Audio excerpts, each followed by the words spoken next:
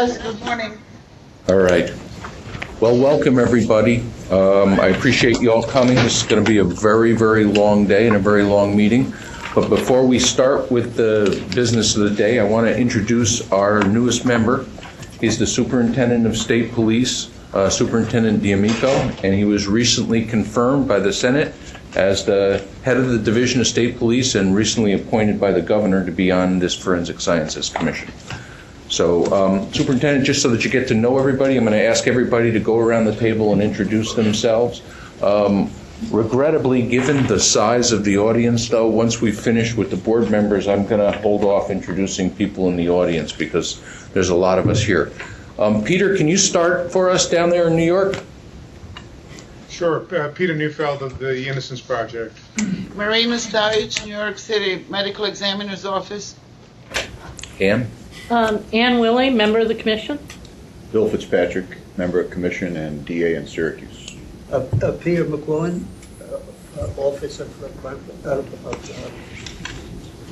Court Administration. Court Administration. DCJS. Gina Bianchi, member of the commission in DCJS. Sean Byrne, DCJS. Kathy Corrado, Crime Lab Director of Onondaga County, and I represent the Crime Lab Directors of New York State on this committee. And Joseph D'Amico, I started in January. As the Commissioner said, as Superintendent of State Police. It's my honor to serve as part of the Commission, and I look forward to working with all of you. Great. Welcome, Joe. Richard Jennings, New York State Department of Health. All right. As I mentioned a minute ago, we have a very full agenda today, including a lengthy presentation by representatives from ASCLD Lab. So, to the extent we can honor this request, I'm going to ask everybody to try and keep their comments on individual items or points somewhat truncated so that we do get out of here by the scheduled time of 5 p.m. I'd prefer, our last meeting I think ran long by an hour and 20 minutes, and I'd prefer not to repeat that practice. So in that vein, there are some people who have requested an opportunity to speak today, but there are many here who did not request an opportunity to speak today. And pursuant to our rules, Article 6, Section 5, if you haven't requested an opportunity to speak prior to the meeting, we're going to have to exercise that limitation here today. Now, obviously, for the crime lab personnel, if your lab is up for review and such, we're going to invite you to come and speak to us. That's an automatic and regular practice.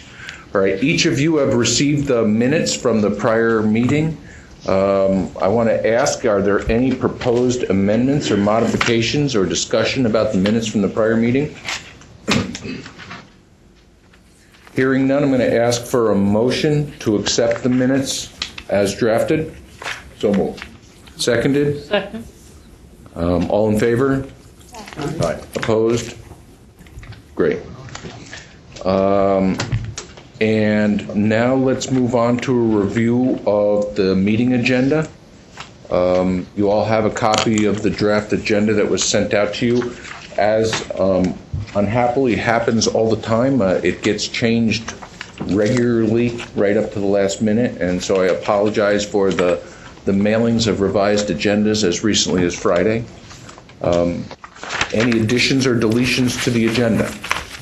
I have two additions I'd like to make, please. Okay. One addition would be that I could speak regarding the current funding issue facing the laboratories in New York State. Okay. And the other? Second addition would be I would like to express my concern regarding the continuation of latent print analysis in the Nassau County Police Department laboratory. Okay, with the Nassau County issues, we'll get to them in the agenda. On the funding issues, is there any objection to Kathy Corrado speaking on behalf of NICLAC on funding issues facing laboratories in New York State? Hearing no objection, we'll add that to the agenda. On the continuation of latent prints at the Nassau County Laboratory, I believe that you all got a letter from the Nassau County Executives Council indicating that they were forfeiting their operating certificate and their accreditation to operate. and reporting on how they plan to treat the different disciplines that were undertaken by the laboratory. We also got a request that we limit our discussion of matters into the Nassau County Laboratory because of an investigation that's going on as a consequence of an executive order that was signed by the governor of the state of New York. For that reason, I'd ask that we hold our discussion about the Nassau County Lab to a subsequent meeting. I guess my concern that I'd like to bring up is that I understand that we're tabling most of those because the lab has ceased to operate, but the latent print section is continuing to operate. And I think there were issues that were brought up in the audit that I think this commission should at least discuss. Well, I got to say, again, with a Moreland Act Commission investigating the operations of the laboratory, it creates a real potential for a conflict of interest for us to go there. And we've been asked to stay our hand in that regard. Sean, can I speak? Peter, yes. Can I speak? Yeah, I don't necessarily think there's a conflict of interest at all. We have very separate independent jurisdiction from the Inspector General's office. And I think that the request that was just made by one of the commission members is addressing not something that is actually even the core subject matter of the IG investigation. Frankly, a lot of us perhaps mistakenly believed that once we were informed that the lab would cease operation, that meant that all activities of the lab would cease operation. But what we've just heard for the first time, frankly, is that that's not correct. It's one thing for us to suspend our inquiry on a matter that we have exclusive jurisdiction, okay, and we do. Not the IG, not the district attorney's office, but us and us only. It would be one thing for us to delay our handling of it if it was completely shut down and the IG was conducting an investigation which might have criminal consequences.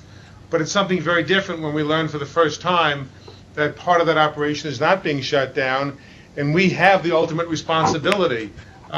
People have already raised questions about whether or not we have, in the last few years, been fulfilling our responsibility, or have we simply been rubber stamping what ASCLD Lab did. Consequently, I think this will have to be taken up. If you want to take it up in executive session, then so be it. But at least we need to hear more about what the fellow commissioner is talking about. Well, the laboratory, our jurisdiction over the laboratory extends from the fact that they have an operating certificate from us and are accredited by ASCLD Lab. Their accreditations have all been forfeited, and on the strength of that, our continuing jurisdiction over the Nassau County Lab has basically lapsed. So in that respect, I think we have to respect the request of the Office of the Inspector General and not inquire into matters of the Nassau County Police Department's Forensic Evidence Bureau at this time. We can take it up. Sean, maybe I have a misapprehension then. Was the speaker saying that, and who was it? I couldn't tell. It's Kathy Corrado. Oh, it was Kathy. Okay, Kathy, I'm sorry. Were you saying that the lab that lost its ASCLD Lab accreditation is nevertheless, the lab is continuing to do latent print work? Or is it somebody else? My understanding is the people that were performing the latent print examinations in the laboratory will continue to perform them as part of the police department.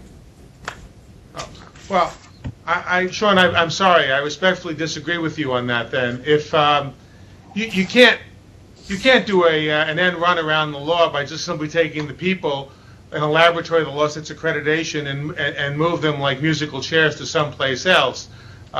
We at least have to address it. I don't think we have to address it right now in this open session, but certainly when we go into executive session, at least it should be taken up. If a majority of the commissioners think at that point in time that something needs to be done or said, then so be it. If a majority of the commissioners agree with you that given the IG inquiry we have to hold off, then so be it as well. but I don't think it's appropriate, particularly given the fact that our commission, operates with rules of conduct and parliamentary procedure, for you to simply say unilaterally this is being taken off the table when none of us had knowledge of this until this moment when Kathy mentioned it. Can I at least understand from your point that you're willing to put off any further conversation about this until the executive session, and then we'll resolve the issue once and for all there? I would be fine with that. Is that all right, Peter? Sure, it's fine. All right. With the amendment to the agenda that has been offered on behalf of NICLAC, can I get a motion to accept the amended agenda? Shady, isn't it?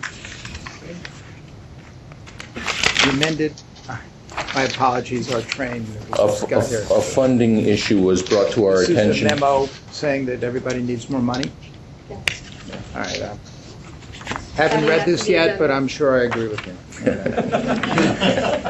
All right, with the motion to make that one amendment to the agenda, can I get a motion to accept the minutes? So moved. Seconded, please.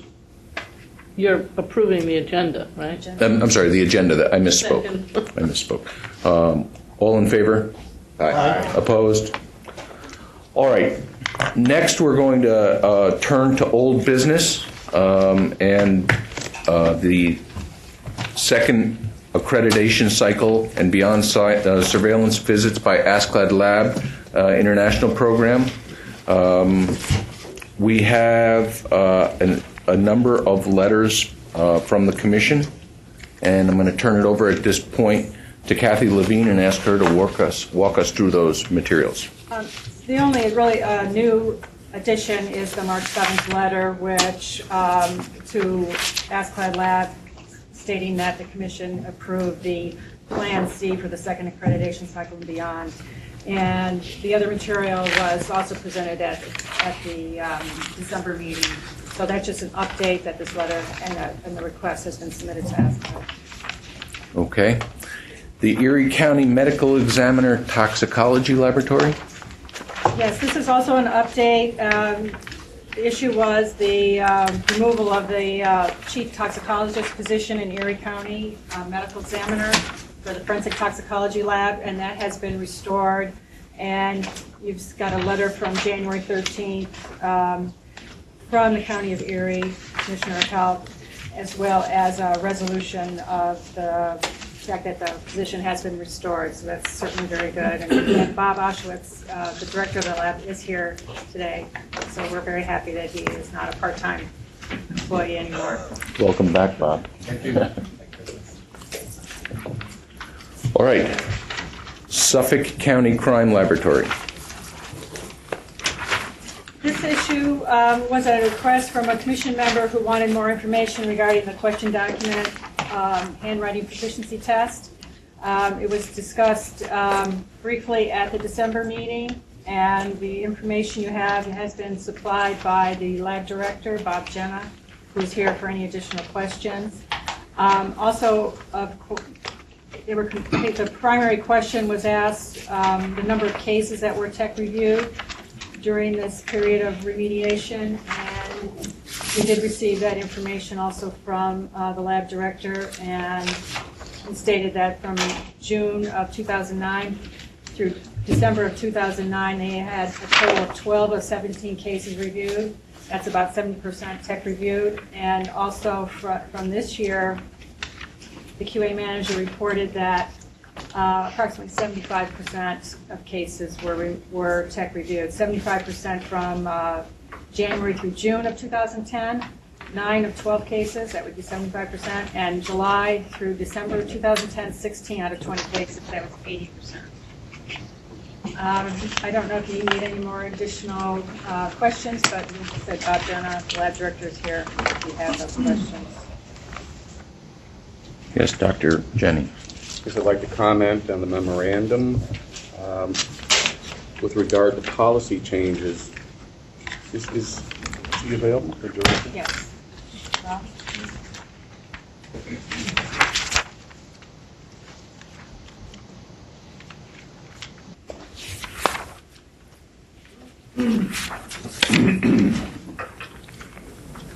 It's stated in the memorandum that policy was changed to require 60% technical review of all duty cases.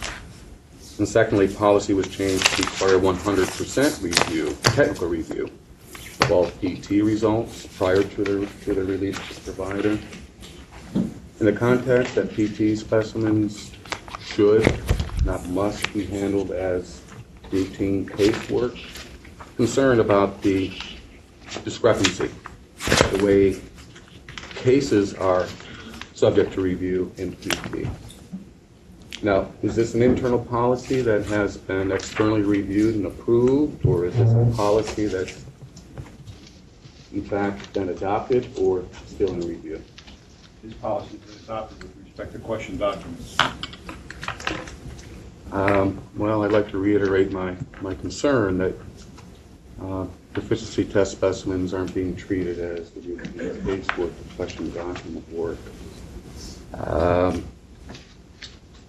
Perhaps we can have this discussion later on with outside lab representatives.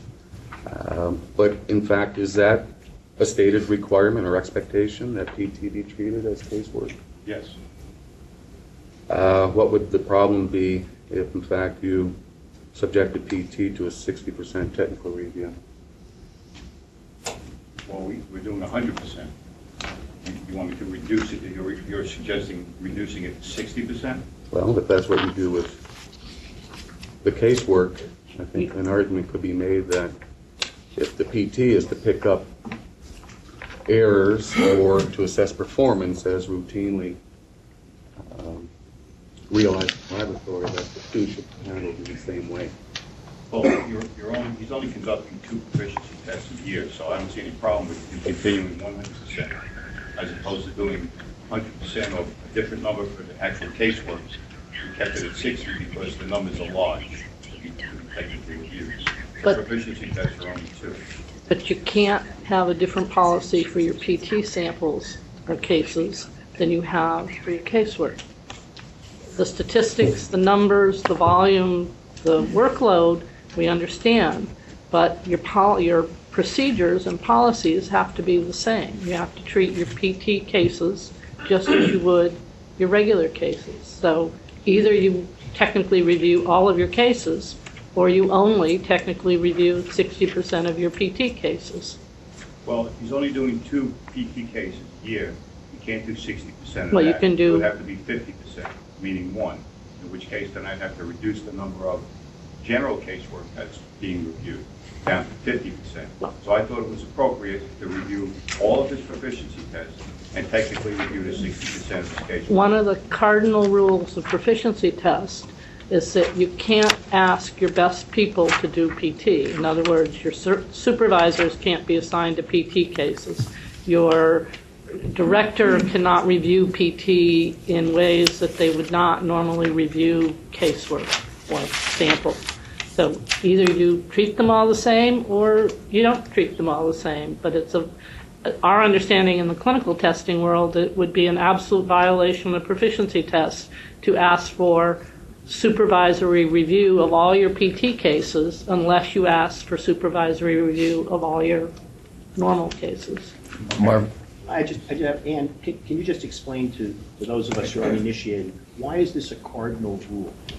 Because proficiency test is supposed to evaluate the laboratory's standard operating sample testing procedures. And so whatever procedures you use on an average day, That's what you're going to test? the PT casework or the PT sample enters the lab, it gets accessioned like any other sample, it gets tested on the instruments by the people using the reagents, using the quality control, using quality assurance, using your technical review criteria, just as it is a real specimen.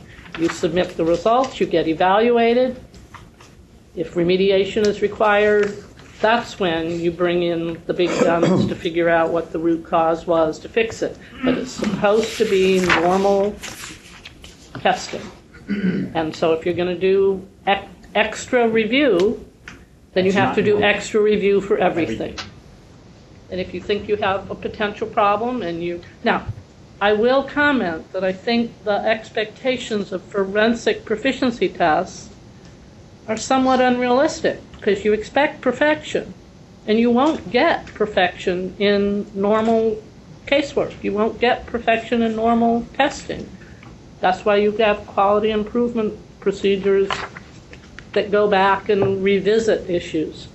If you can't accept errors in PT, because that then challenges an analyst's credibility, that challenges the evidence coming out of the laboratory, then as an organization, you have to set a different rule for PT. But it's our understanding that ASCLD Lab and other accrediting organizations say that you will handle PT as you do normal cases. So you can't have it both ways. One follow-up. Yes. Is this cardinal rule affected by the small number here? Does it, No. No? No. Doesn't matter. Because he's only talking about one or two, right? Right. That And wouldn't PT be- is always only 5 or fewer. It's a sample, but it's supposed to be a sample that reflects normal protocol. I don't have a problem with going back and reevaluating and making the necessary adjustments. I was simply seeking clarification of that policy and its rationale. But point of clarification, both Ann and I come from a clinical laboratory environment. And federal rules make these cardinal rules on how proficiency tests must be handled. That is routine.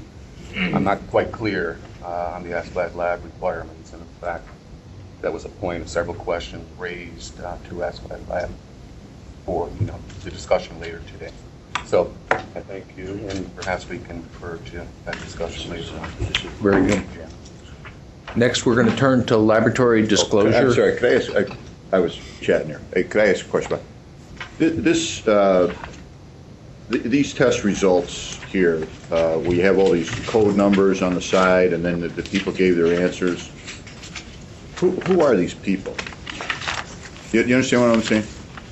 In other words, who took this test?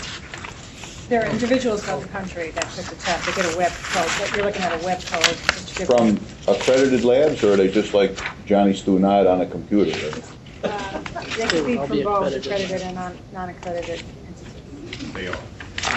Okay. Well, I'd be curious as to what accredited laboratories, because, I mean, the right answers are AAE, right?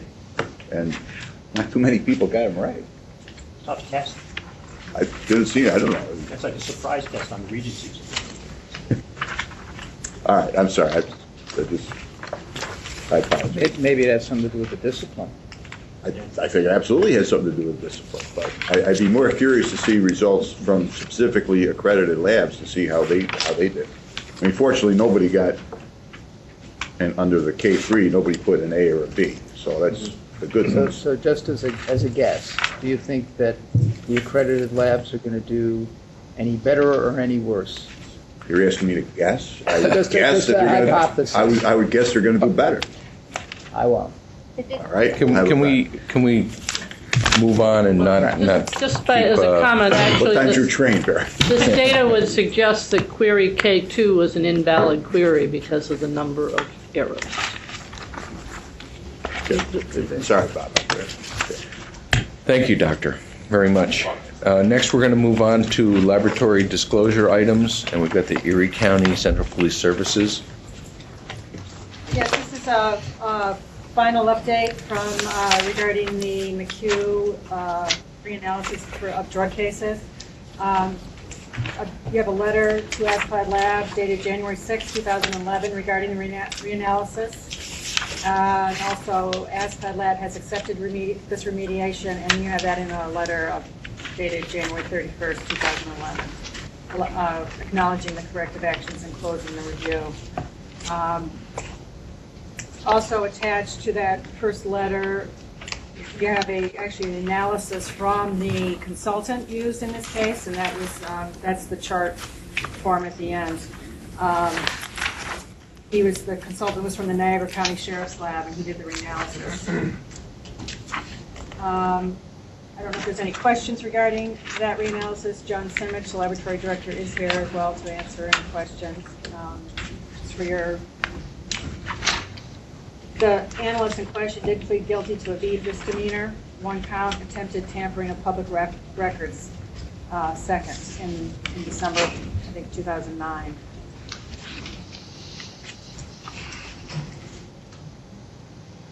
Is there any questions?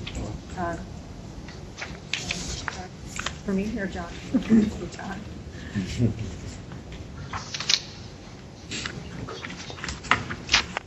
Really, it's just an observation and again a request for clarification. So on these Excel spreadsheets where you have original weight and reanalysis weight, Yes. reanalysis weight generally is lower than the original weight. And I assume that's because some have been consumed in testing. Two main factors. The first one is some was consumed in the original testing, and with the controlled substances, particularly cocaine, marijuana type substances, there is evaporation after they are received from the laboratory. So that's a regular occurrence that every lab experiences when they analyze a powder at a later date and time. So in those instances where the weights, in fact, did not differ between original and reanalysis, or in some cases where reanalysis weight was perhaps a bit greater than the original, did that raise questions as to whether, in fact, the sample had been tested? No, there's also scale differences. They're using balances, and they could be off by a few milligrams here or there, different scales and that. So there was absolutely nothing there that flagged it. The individual doing it is an extremely experienced chemist, and he did not feel there was any significant differences. It's things that they see on a regular basis when they go back and have to analyze the case for some reason. Okay, thank you. Thank you very much. The next issue is the NYPD. There are two disclosures from NYPD. The first one was regarding reporting of, and you'll see a letter to Ascot Lab agent, December 21st, 2010, in your binders, and that was regarding the reporting of incorrect units of quantitative cocaine analysis, and that was due to a report generated by their new LIMS system. And the weight reported was in grams instead of milligrams. Representatives from NYPD are here, Dr. Scott O'Neill and Chief Pulaski, if they want to address any questions to them. But 424 cocaine quant cases were reviewed, and they found a total of 4 cases with the wrong weight. And there's another one, but if there's any questions regarding that. Was this material in our handout? Yeah, I'm looking for it. It was sent. It was sent additional. Yeah. Oh, it was It an was one of attachment those to an additional. email. Do you not have it? Oh. I thought I cleaned it all up, but no, I guess I didn't.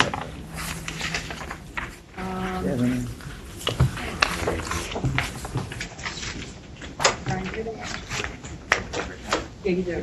He has extra copies.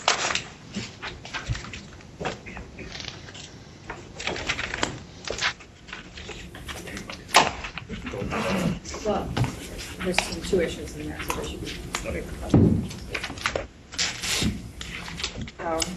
They were omitted from the first agenda that went, or the binder that went out. My error. NYPD or whatever. Yep, there's one non-conformance.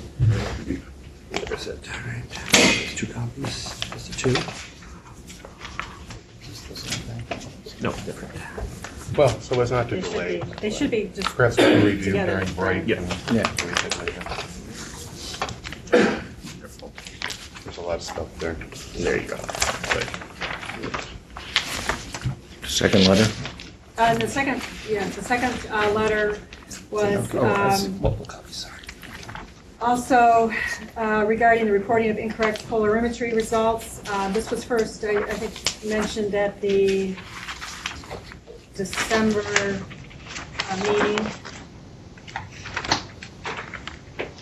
Sorry. Yes, it was on the December 7th agenda, but this is an update to that issue. The SOP was revised in March 2007, and the analyst who did the case, this is back in May of 2007, used the old method, and the issue wasn't discovered until 2008, but it was not tracked. there was no notification made to SPAD Lab or Commission on that, but it was more of an inadvertent error. And SPAD Lab has requested that the lab create a non-conformance tracking sheet to monitor all corrective actions. So that was the remediation for that, and it has been accepted. SPAD Lab has a January 31st, 2011 letter acknowledging this non-conformance and closing its review of the incident. You should have that in your packets. Hopefully.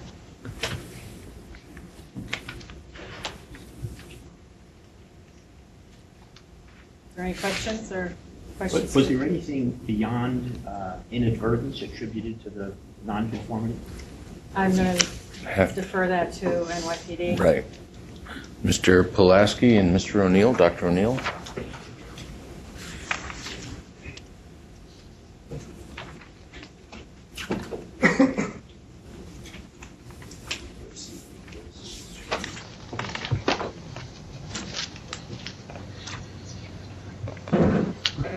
Marvin, you want to ask that again, please? Sure.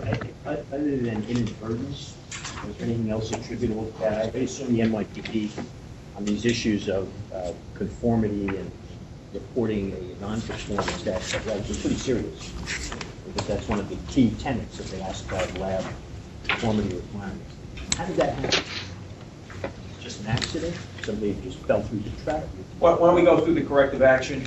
I think we start from the beginning. We explain to everybody, since I don't know if everybody's had an opportunity to read it. So Scott, if we walk through it, I think it'd be helpful rather than answering individual questions. So that doesn't answer your question. That's great.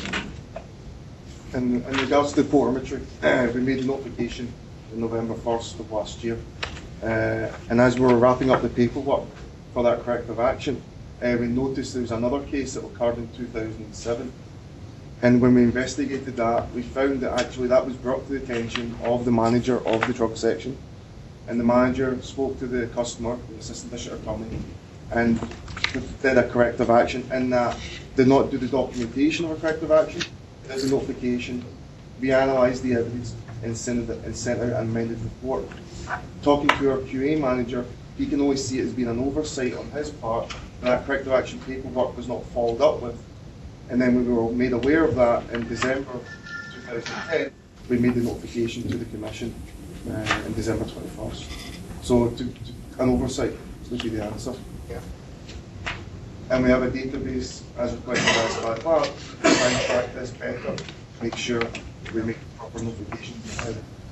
Who do you report this to at SPAD Lab? So oversight.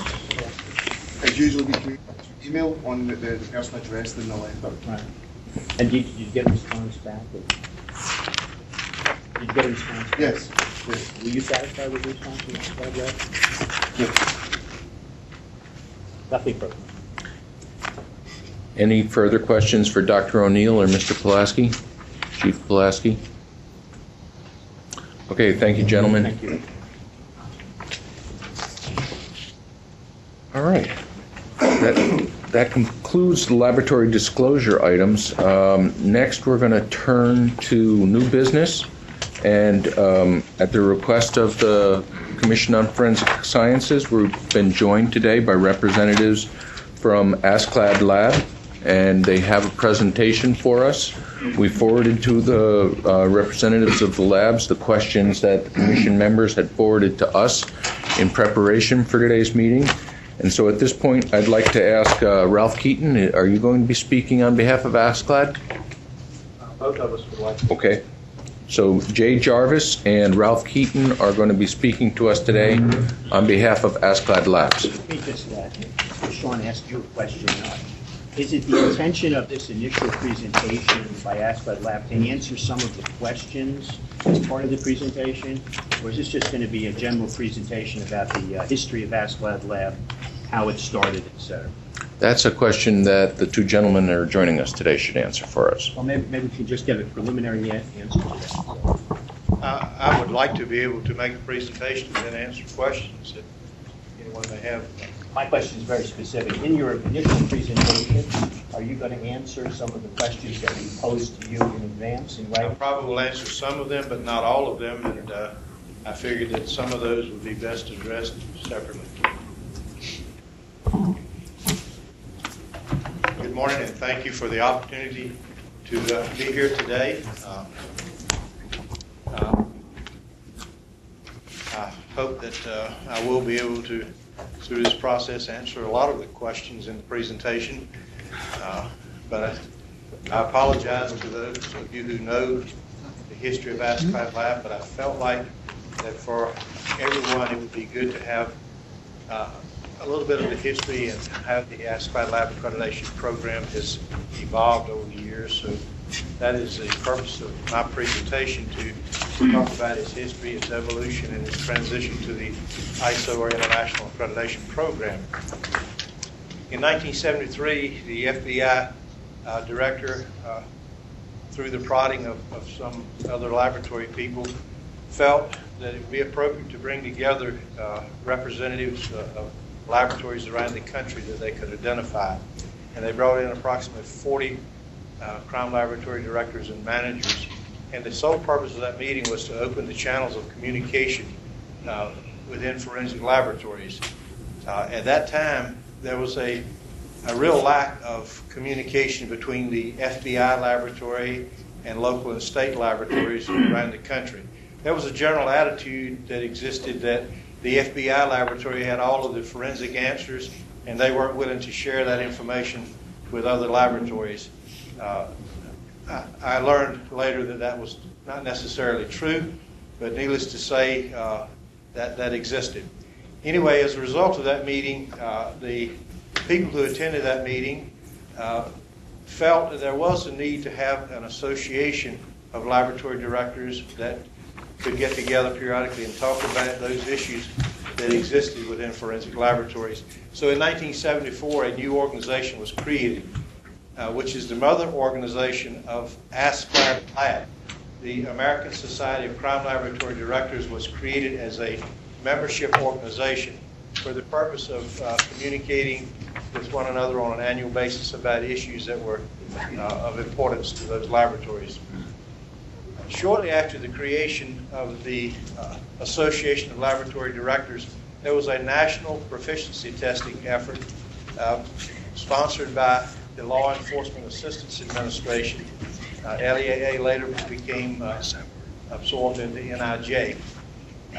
But the results of that proficiency testing looked very poor for crime laboratories. And there probably are a multitude of reasons. We don't know how those tests were assigned, whether they were to trainees or whatever. At the time the tests were put out, it was believed that these were just for the benefit of the laboratories to learn something about their personnel. It was never intended that it be published results. But needless to say, the results did become published. For those of you who are old enough, you may remember that most every major newspaper in the United States had its front page headlines, "Crime Laboratories Perform Poorly." And as a result of that, this new organization recognized a need to establish some standards of operation for crime laboratories. We recognized amongst ourselves that we had some issues that needed to be addressed, and that there was no one better to do it than the forensic practitioners themselves. So as a result, the new organization appointed a committee on evaluation and standards. That committee worked for several years in trying to develop a program that would help to set standards for operation of crime laboratories. And it took several years for this program to be adopted because there was a lot of resistance. I can tell you, because I was there, that many forensic laboratories felt like they didn't need any oversight or guidance whatsoever, that no one could govern them better than themselves. But we recognized that that really was not true. Several approaches were considered. We looked at certification programs for individual analysts. We looked at self-assessment programs, and we concluded that in order for the program to be effective, it had to be a program that provided total operational review, external to the laboratory and by competent peers in the forensic disciplines. In the fall of 1981, the membership of ASCLD finally approved a voluntary program of accreditation for crime laboratories. And those standards were to be operated by what had originally been the Committee on Evaluation and Standards. That committee became the Committee of ASCLD, the Laboratory Accreditation Board Committee. And when we say voluntary, at that time, the concept was that no laboratory would be mandated to be accredited, but it would be something that the laboratory would seek for themselves to achieve. And at the time that the committee was created, it was recognized that in order for it to have credibility, it would have to become independent of the Laboratory Directors Association, and that it would need to be governed by an independent body. And that was set up in the bylaws that when there were a minimum of 25 accredited laboratories representing a minimum of 10 different organizations, then a delegate assembly would be formed, and that delegate assembly would be the body from which the board of directors would be drawn. When the program started, there were a set of objectives that were established, and those are the objectives that remain the operational objectives of ASCLD Lab today: to improve the quality of laboratory services provided to the criminal justice system, to develop and maintain criteria which can be used by the laboratory to assess its level of performance and to strengthen its operation, to provide an independent, impartial, and objective system by which laboratories can benefit from a total operational review, and to offer to the general public and to the users of laboratory services a means of identifying those laboratories which have demonstrated that they meet established standards. In May 1982, 8 laboratories of the Illinois State Police became the first laboratories accredited by ASCLD Lab, and the number of laboratories that bought into the process was slow at first, but by November of 1984, the required number of accredited laboratories and organizations had been achieved, and the chair of the board announced that a delegate assembly would be formed. The first meeting of that delegate assembly was in September of 1985, and the delegate assembly became the governing body for ASCLD Lab at that time. In February 1988, ASCLD Lab was incorporated as a not-for-profit corporation in the state of Missouri. Some may ask why the state of Missouri. That's where the secretary of the board resided. No other particular reason. In 1996, ASCLD Lab adopted its own logo and discontinued the use of the ASCLD logo. Just as a side note, Mr. Vincent Crispino was the chair of the board at that time. Some of you know he's a quality manager in New York City Police Laboratory. His secretary is the one who proposed the logo that was adopted. Over the years since the inception of the accreditation program, many substantive changes have occurred in the program, and hopefully all have been programs that have strengthened and improved the accreditation process. When areas for improvement have been recognized, they have been carefully evaluated and incorporated into the program. Since the first accreditation manual in 1982, there have been 14 versions of the accreditation manual, and each of these versions were created for the purpose of elevating and upgrading some of the procedures and processes in the accreditation program. The very first accreditation program, you have to recognize that at the time the first accreditation program was created, many laboratories were operating in dungeons and basements. Funding was very limited. There were not nearly as many crime laboratories as there are today. Federal funding was not as prevalent. So there were a lot of issues that lab directors had on their minds related to facilities, health and safety issues, funding, and autonomy. So a lot of thought process that went into the accreditation program at that time was different than it might be in today's atmosphere. But needless to say, there were a lot of important requirements that were entered: the educational requirements, maintenance and calibration of equipment, protecting evidence, maintaining accurate custody records, properly documenting evidence examinations, management practices and communication, properly validated procedures, use of controls and standards, facility, space, security, health and safety, all were some of the things that were incorporated in the program at that time. And the program was set up with 3 levels of standards and criteria. The most important standard was designated as essential, and these were standards which were deemed to have a direct effect on the quality of the work and the integrity of the evidence. There were important standards which were considered to be indicators of the quality of a laboratory, but had a much less important effect on the product of the laboratory or the integrity of evidence.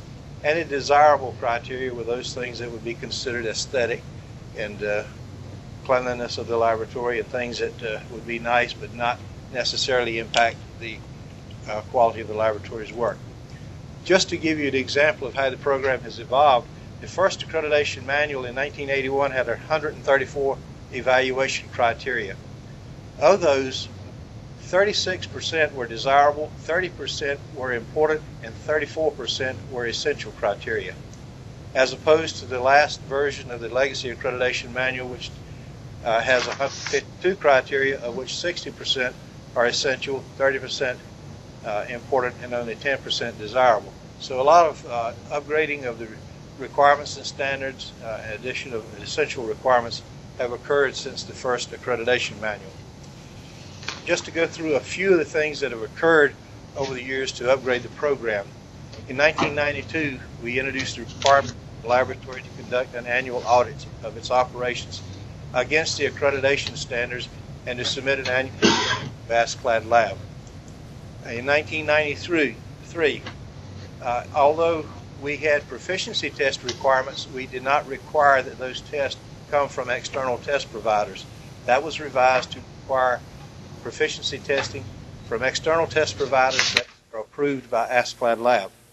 We created proficiency review committees for the purpose of reviewing the results of proficiency tests. DNA was added as a new discipline, and as a part of that, laboratories were required to follow the TWIGDAM Technical Working Group in DNA analysis methods. Those guidelines had to be followed by any laboratory performing DNA analysis. Competency testing was required for the first time prior to assuming casework by anyone doing any type of work in the forensic laboratory. We introduced quality system requirements to the accreditation program.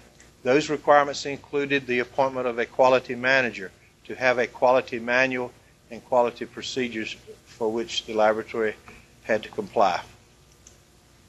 In 1997, we elevated the proficiency testing requirements. Prior to that time, we required that each discipline of the laboratory participate in proficiency testing, and in 1997 we elevated to require every examiner to complete an annual proficiency test in every discipline in which they perform the casework. Now, to clarify that, not everyone is required to take an external proficiency test. At least one person in each discipline in which the laboratory performs work must take a test from an external test provider. The other individuals in that discipline must be proficiency tested in records maintained for review by ASCLAD Lab.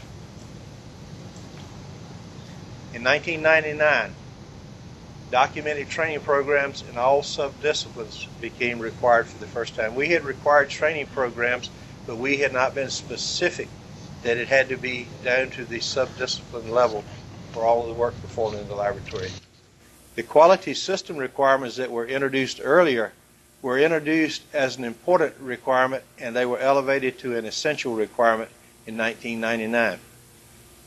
Individual proficiency testing requirements were also modified because we had failed to specify what the outcome of proficiency testing had to be, and we defined in this version that the results of proficiency tests had to be successful completion. Successful completion was defined as either getting the correct answer or taking the appropriate corrective actions to retrain or whatever is necessary if a person did not get a correct answer on a proficiency test. We also introduced the concept of subdiscipline proficiency testing, that any person who worked in an area such as trace evidence in which they did multiple types of subdiscipline testing, such as paint, fiber, glass, whatever, were expected to take proficiency tests in each of the subdisciplines in which they performed work. Laboratory security was elevated from an important requirement to an essential requirement. In 2005, we established standards for individual characteristic databases, which had become commonplace in crime laboratories with the use of APHIS, NIVE, and of course the CODIS database. Something else that we had realized that we were taking for granted was the issuance of reports. We had no requirement that a laboratory issue reports in all the work they performed. And when we recognized that that wasn't there, we added a requirement that a laboratory must issue reports on all the work which they perform. We also recognized through our assessment process the need to have a requirement that when you report, the significance of associations must be communicated clearly and properly qualified. An example of what led us to realize the necessity of that was in a laboratory in which ink analysis was being performed, and the report simply indicated that the ink in a pen was consistent in characteristics with the ink on a document. Well, we realized that is not sufficient for the average person to understand what that means, and we require that it go further to clarify that not only does that ink match the ink on the paper, but it could match the ink from any other pen that was filled from that batch of ink. We had a case in which yellow paint on taxi cab was compared to paint on an automobile that it hit, and it reported that the paints were consistent. That's not sufficient. It could be consistent with the paint from any other taxi cab painted yellow.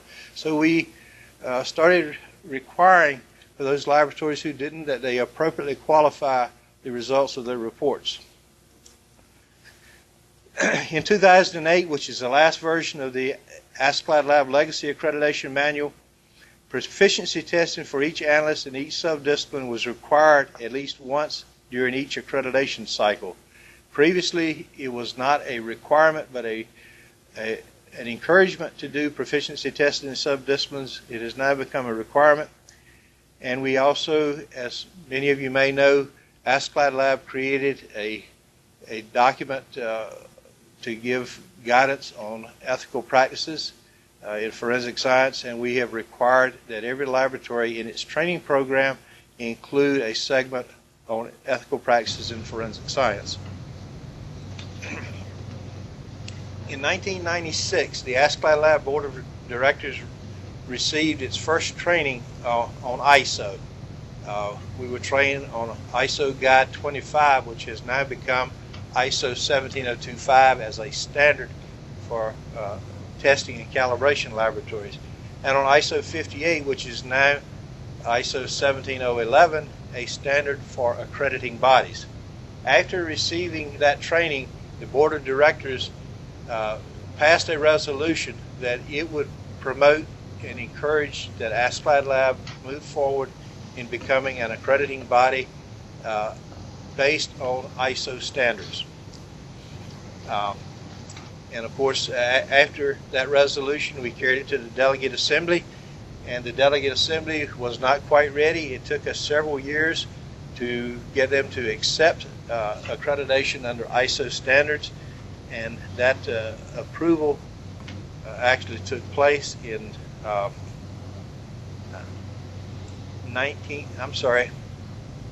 in 2003.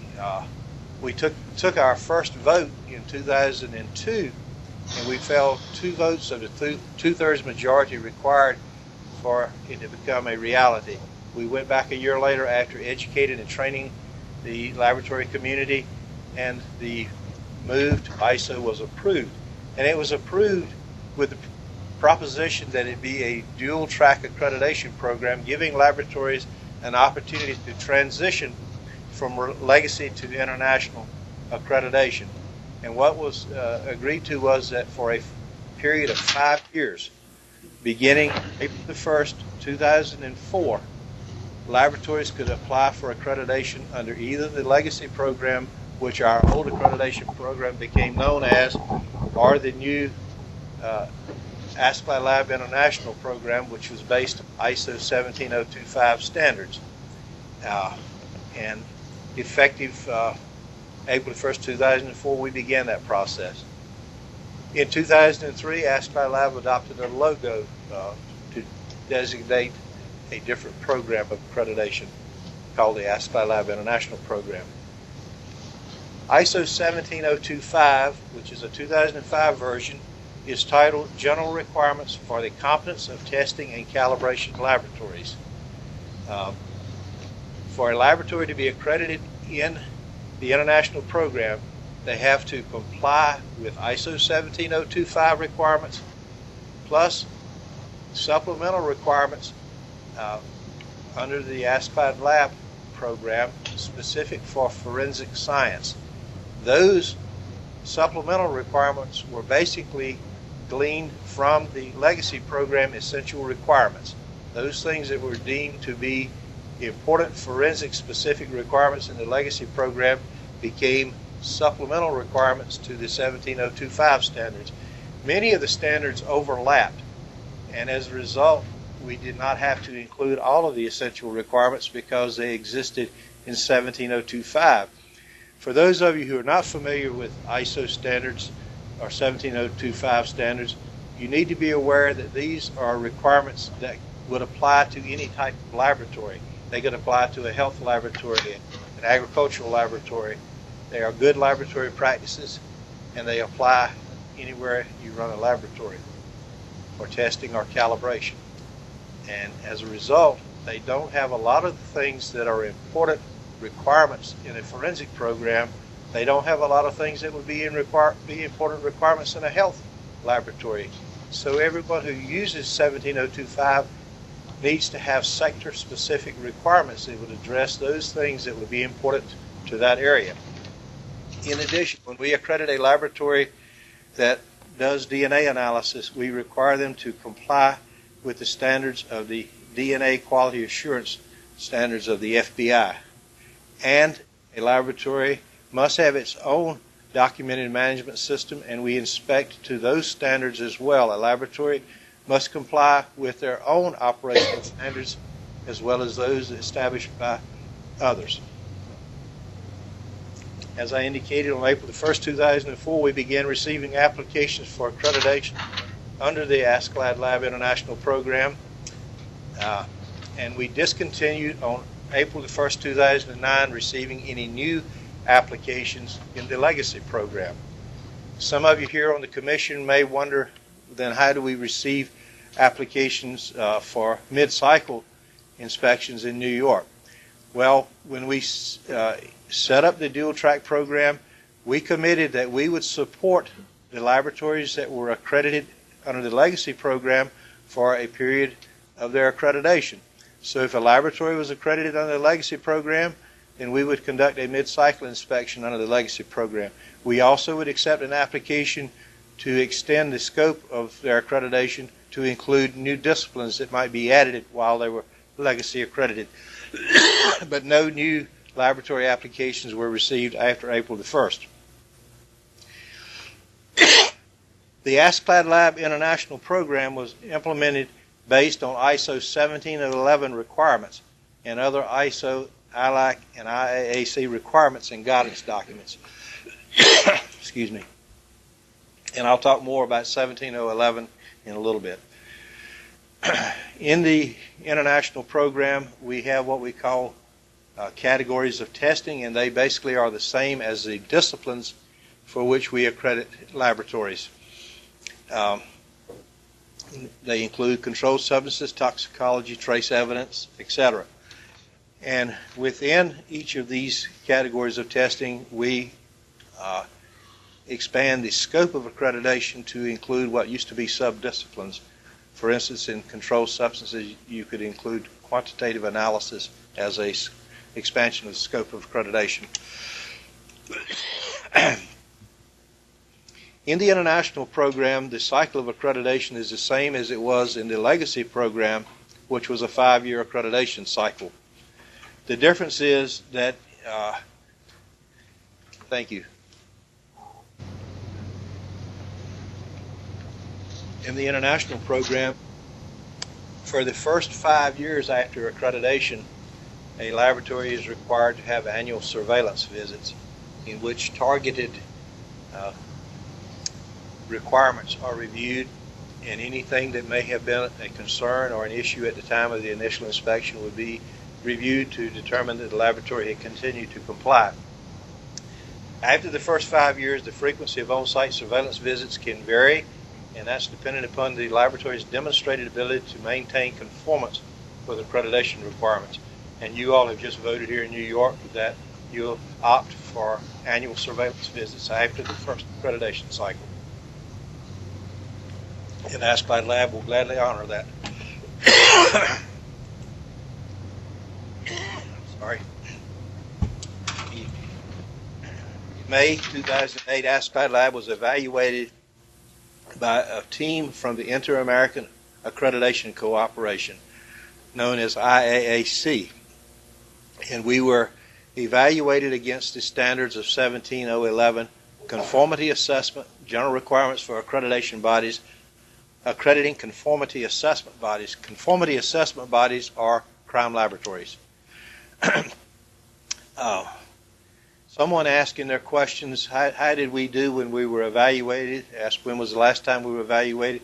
The last time we were evaluated was in May of 2008. We are due for a reevaluation in 2012. How we did, we had 4 nonconformities, and those nonconformities basically were documentation issues.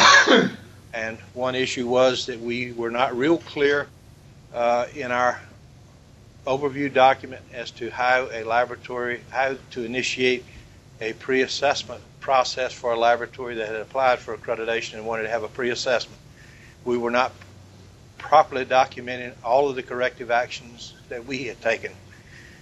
None of these issues were of major significance or concern, and at the first meeting of IAAC on September 12, 2008, they gave recognition to Askline Lab as an accrediting body, and we signed a multilateral agreement with IAAC.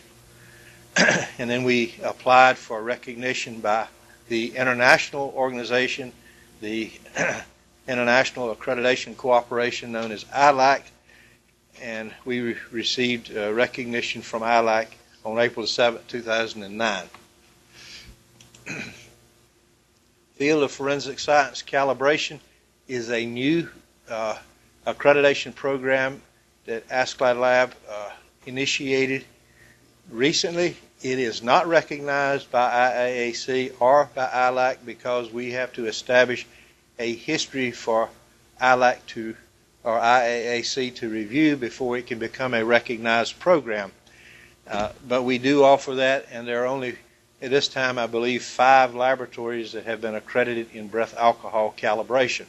That is totally independent program from the testing accreditation program that all the laboratories in New York are accredited under, and that is IAAC recognized. Someone asked, what does IAAC look at when they come in to an accrediting body's operation? Well, first thing they did, of course, was ask for all of our management documents. Just as a crime laboratory is required to have management documents for its operation, Askline Lab, as accrediting body, is required to have management documents that specify our operational procedures for essentially everything that we do. We provided those documents to IAAC. They scheduled an on-site review of one of our assessments that took place. They observed the team in its assessment process, how they dealt with the laboratory, and did they comply with all of our requirements in conducting an assessment. Then they came to our office and spent a week reviewing all of our records and supporting records for our operational procedures. Very similar to what we do for a laboratory when they seek accreditation.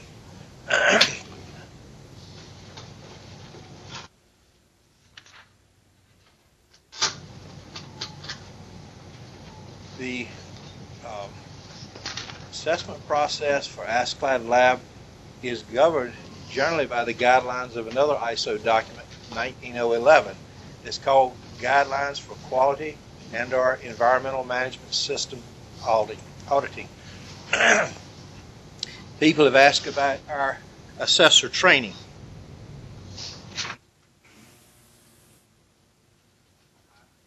If I might draw a copy of our assessor training handbook that I will put in the document that's going to look at. It is copyrighted materials. Leave a copy of that. But we have a very extensive assessor training program. One of the things that we teach in that are the principles of 19011.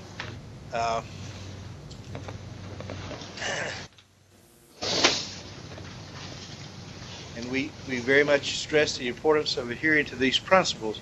And some of the principles in 1911 are ethical conduct, which is the foundation of professionalism. Fair presentation, the obligation to report truthfully and accurately. Due professional care, the application of diligence, adjustment, and judgment in auditing. Independence, the basis for the impartiality of the audit and objectivity of the audit conclusions. Evidence-based approach, the rational method for reaching reliable and reproducible audit conclusions is in a systematic audit process. In order to issue a finding, a laboratory must have some evidence to support their finding. The primary standards of the accreditation program are well recognized and accepted international standards. And these are in the general requirements that we have in 17025. ISO standards are standards that are internationally recognized. They're general standards accepted within the various scientific communities internationally. And then we have sector-specific requirements that I've talked about, the ASCLAD Lab supplemental requirements. Whenever any ISO standards are created, the first thing that the international community does is create committees of subject matter experts. And they draft new standards or they update existing standards. And these are subject to public comment periods, and often there are multiple public comment periods on new standards that are developed. Each economy has a vote to adopt a final version. It's interesting, in the international world, an economy is a country generally that supports an accreditation program. So we have countries like Cuba, very small countries that have one vote as an economy. The United States is viewed as one economy, even though we have multiple accrediting bodies in the United States, more than any other country in the world. We only have one vote in the international community because we're viewed as a single economy. Notice is given, and once the standards are adopted, then they have to agree on a period of for a laboratory or an accrediting body to come into conformance with those standards. Just like when ASCLAD Lab International now issues new requirements, we have to give a period, a date in which it becomes effective so that the laboratory can prepare to come into conformance with the new requirements. Likewise, that's done in the international community.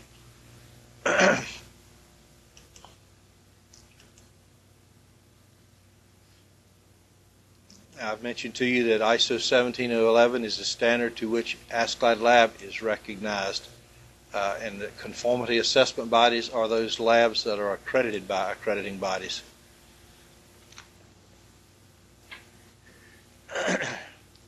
Under ISO 17025, it is the responsibility of the laboratory to carry out its testing and calibration activities in such a way to meet the requirements of this international standard and to satisfy other regulatory authorities. In the case of New York, if you had specific requirements for accreditation in New York, then we would expect the laboratories that we accredit in New York to comply with those requirements, and other organizations providing recognition. Yes?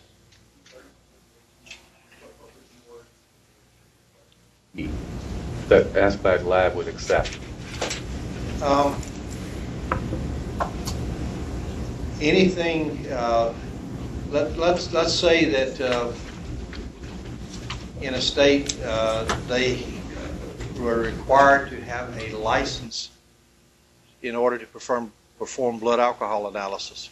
We would require them to have that license. If you had specific requirements that were placed by the state of New York that every laboratory must comply with in order to operate, then we would generally look at those requirements to see if the laboratory was operating in compliance with those requirements.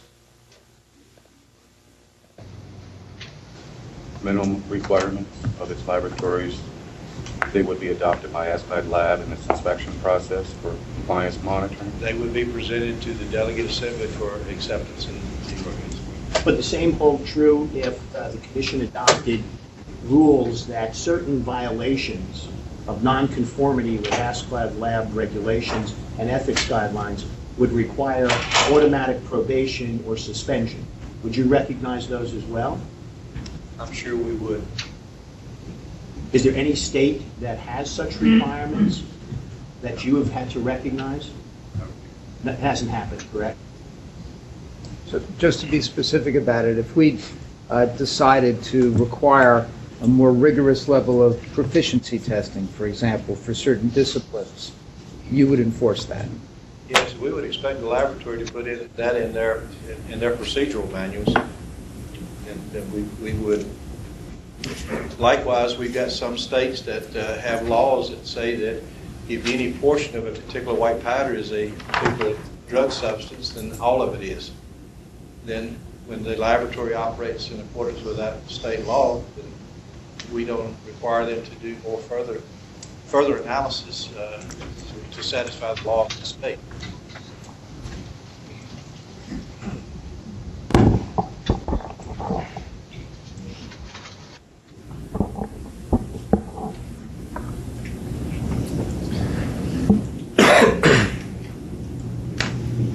An example of regulatory authorities we recognize, of course, the DNA quality assurance standards, state and local health department requirements, or other legal entities related to some aspects of toxicology, state forensic science commissions, we've already talked about that.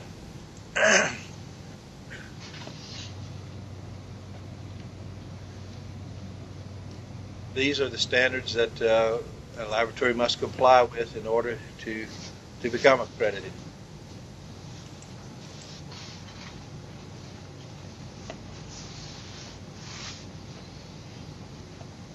This is kind of a review of what we've already talked about, the evolution of the accreditation program.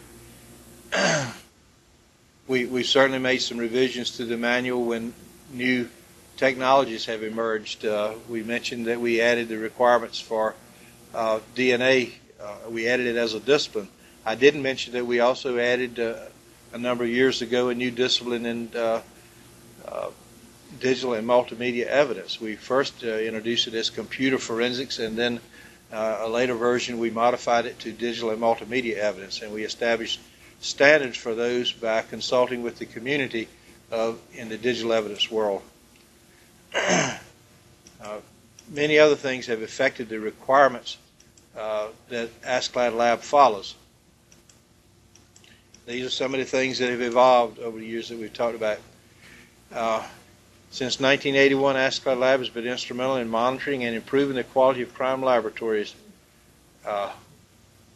We believe that we have an excellent national and international reputation, and we've strived always to continue to improve the program and to meet the needs of the community.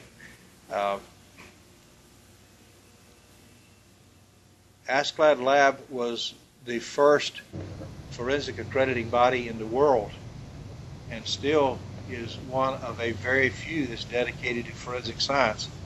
And we are constantly being contacted by other accrediting bodies around the world seeking guidance in establishing forensic science as a discipline which they offer accreditation. We have people from all over the world come to visit and go on our assessments to see how we do it. But we're not there. It's a continuous process of improvement, and we hope to continue improving the process. We do seek input from places, from people. We listen to suggestions and input that we receive to improve the process. How does a standard become a standard? By ASCLD Lab. First thing we normally do when we recognize the need to create a new discipline, new standards, is we will appoint committees of subject matter experts. They will draft proposed standards, and then those are reviewed by the board, and the board-approved draft standard subject to public comment. Something that we have implemented in the last few years is seeking public comment to any substantive changes in the program, such as our guidelines on ethical practices. We went to many places to seek input, and I'm just listing a few of the places that we sought input on our standard on ethical practices. These are some standards that, I'm sorry?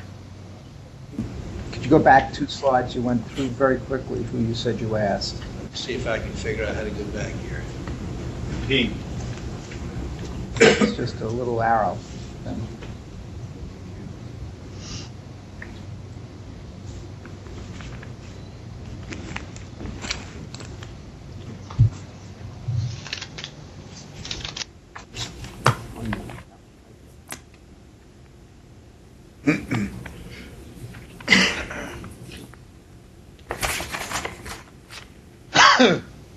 Okay.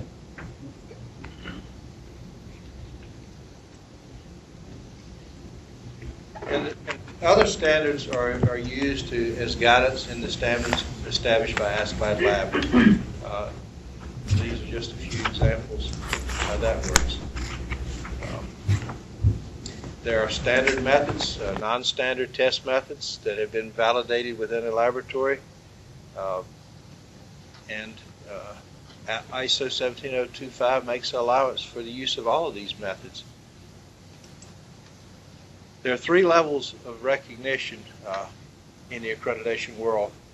The one that carries the least value to a forensic laboratory anyway is registration, and basically that only says that you have said that you've got a quality management system and you're registered with us as an organization. Accreditation means that the entity has demonstrated that a documented ISO-compliant quality management system is in place, and the laboratory has demonstrated through objective evidence that they have followed the quality management system. The other level that an accrediting body can offer is certification, which is something that really is not practical in forensic communities. A certification by an accrediting body would be something like guaranteeing that this bottle of water meets a certain purity level. Every bottle that comes out of that plant would meet that purity level. Forensic science cannot do that because we don't start with the same type of evidence in every case. Factors that would not allow certification product from a laboratory. Accreditation is the highest level of recognition possible in a forensic science laboratory, and no accrediting body can ensure the accuracy of every test report issued by a forensic laboratory. If anyone thinks accreditation offers, then they're mistaken. What accreditation does is ensures that the laboratory has in place a quality management system, and if followed, should ensure that the laboratory will produce quality work when it is followed. And also should have in place a procedure that if errors are made, they will detect those errors, will have in place a corrective action to do the right thing to correct the mistakes that are made. Anything beyond that, I don't believe anyone can guarantee in a forensic laboratory. Thank you for the opportunity to present this to you. And if it's okay, Mr. Jarvis would like to make a statement, and then we'll certainly make ourselves available to answer questions that are raised if that's agreeable. Mr. Jarvis? Thank you, Mr. Keaton. Thank you, Mr. Chairman, members of the Commission, lab directors, and other invited guests. My name is Jay Jarvis, and I'm here today representing the AskLab Lab Board of Directors.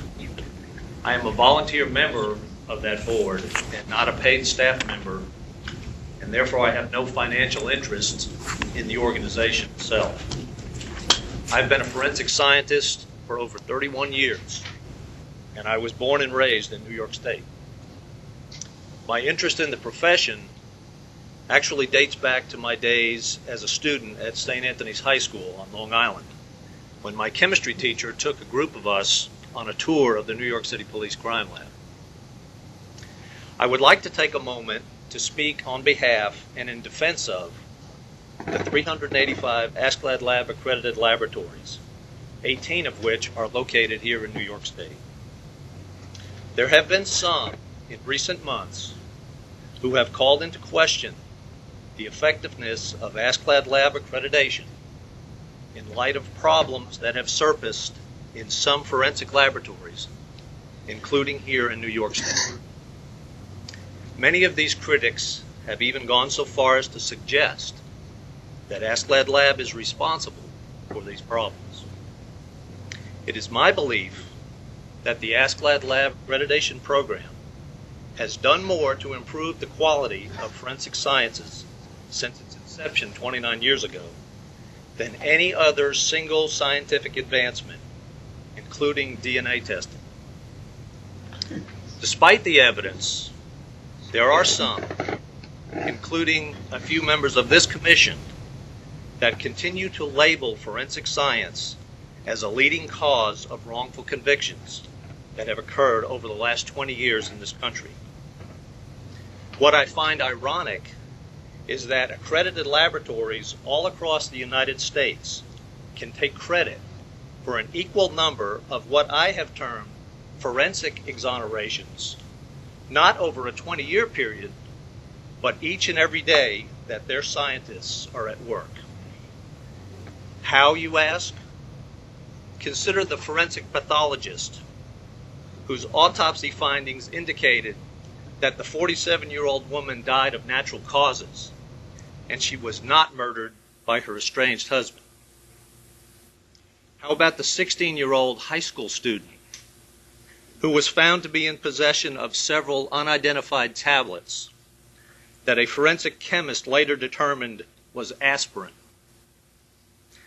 Then there's the case of the 34-year-old female who was charged with DUI until another forensic toxicologist determined that her blood was negative for ethyl alcohol. Similarly, a 22-year-old is allowed to remain on probation after a drug possession conviction when his urine sample is negative for drugs. But it doesn't stop there. A person accused of forgery is released from suspicion when handwriting samples are different. A person who has served time for burglary remains a free man when his fingerprints are eliminated from those found on the broken glass collected at the point of entry. A gang member is released from a county jail when bullets and cartridge cases collected from the scene of a drive-by shooting were determined not to have been fired from his 9mm handgun. Vehicular homicide charges are dropped against a suspected hit-and-run driver when paint samples found on the victim are determined to be microscopically different from the paint samples collected from the damaged area of the suspect's vehicle. And finally, an 18-year veteran high school teacher's name is cleared when DNA testing proves that the student falsely accused him of sexual assault. These are just a few examples of what I call forensic exonerations, which occur on a daily basis. But unfortunately, they don't grab the headlines like the rare instances when mistakes are made. It is my opinion that when failures do occur in accredited labs, it is usually a symptom of bad management and not bad science. Accreditation standards ensure that the procedures used in today's forensic labs are accepted in the scientific community. Accreditation standards are worthless if laboratory management does not ensure that they are rigorously adhered to.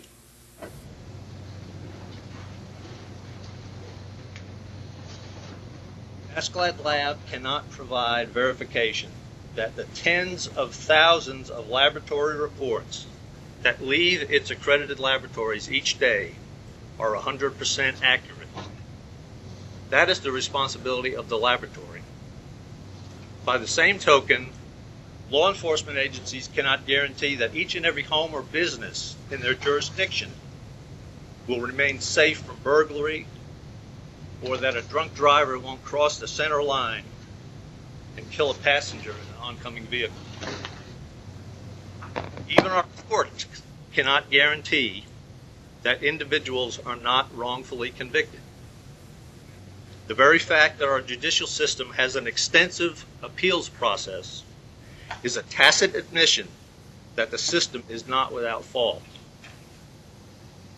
So I encourage members of this commission to exercise caution when deliberating the root causes of problems that occur in the laboratories over which you have oversight. It has been said that when a lie is told loud and long enough, that people begin to believe that the lie is true. That lie says that forensic science and the Askeladd Lab Accreditation Program is rife with problems. The truth is, the profession of forensic science is a noble profession. The overwhelming majority of its practitioners are honorable scientists that frequently operate with inadequate resources. Despite this, they are equally interested in protecting the innocent as they are in providing evidence of guilt. The reason that the vast majority of these forensic professionals choose Askeladd Lab Accreditation is because it is the most robust and highly respected forensic accreditation program in the world. And the citizens of New York State do not deserve anything less. Thank you. Thank you, Mr. Jarvis. We did set time aside for questions to everyone, from everyone to either of our speakers. But right now we have some lunch and some drinks available, and I thought it might be a good opportunity for somebody to grab this and come back to the table, take a break for 5 minutes, come back to the table, and then we can pick up with any questions we might have for Mr. Keaton and Mr. Jarvis, okay? You mean the questions that so we gave them to in advance and they answered for that presentation? Thank you.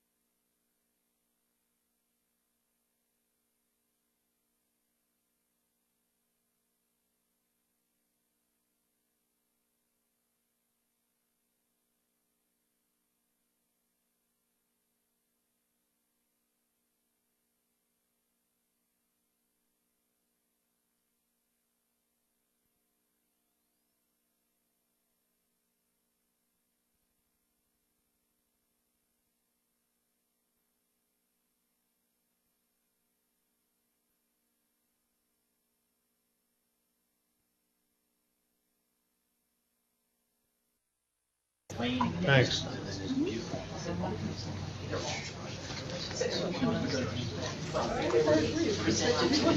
Peter, can you hear us? I will hear you fine. Okay, Mr. Keaton and Mr. Jarvis have made themselves available for some questions. So I'll throw it open to the board members. Are there any questions for either Mr. Keaton or Mr. Jarvis? Marvin Schechter. This is a question addressed to both of you. I want to read something to you first and ask you some questions. This is from an article that Mr. Jarvis, 2009, called Contextual Contamination of Forensic Evidence by Post-Conviction Litigators. It's like the IHCJ. And here's the part I want to read to you. Forensic science methods applied in laboratories accredited by the American Society of Crime Laboratory Directors Laboratory Accreditation Board are subjected to so many checks and balances that the possibility that a catastrophic error or ethical violation would go undetected by both the laboratory's quality manager's system and adversarial scrutiny of a trial court is extremely low. Here in New York State, 2008, we had a terrible incident with our New York State Forensic Investigation Center, which you wrote about, Mr. Jarvis, another article in the Crime Lab report, Media and Public Policy Analysis for Forensic Science Community. You wrote that with a co-author.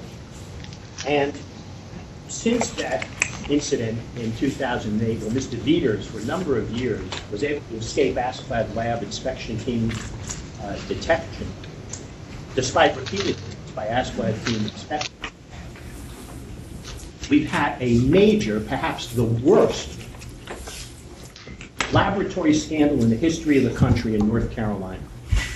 Currently, as you both know, 229 cases of the blood serology unit of the SBI lab are under review there.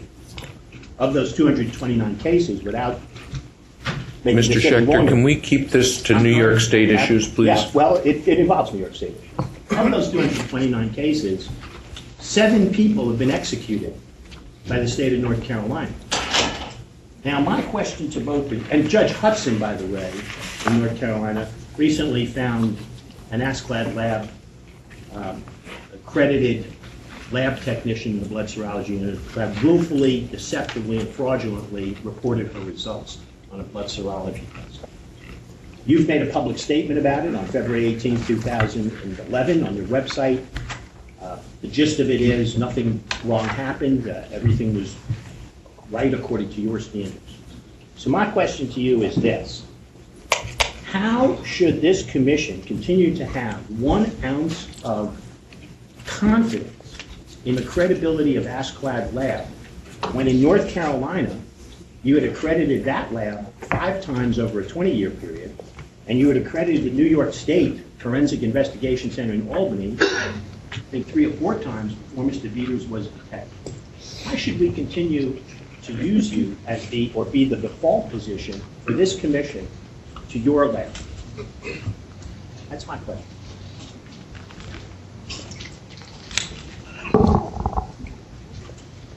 Well, you had a lot of things encapsulated there.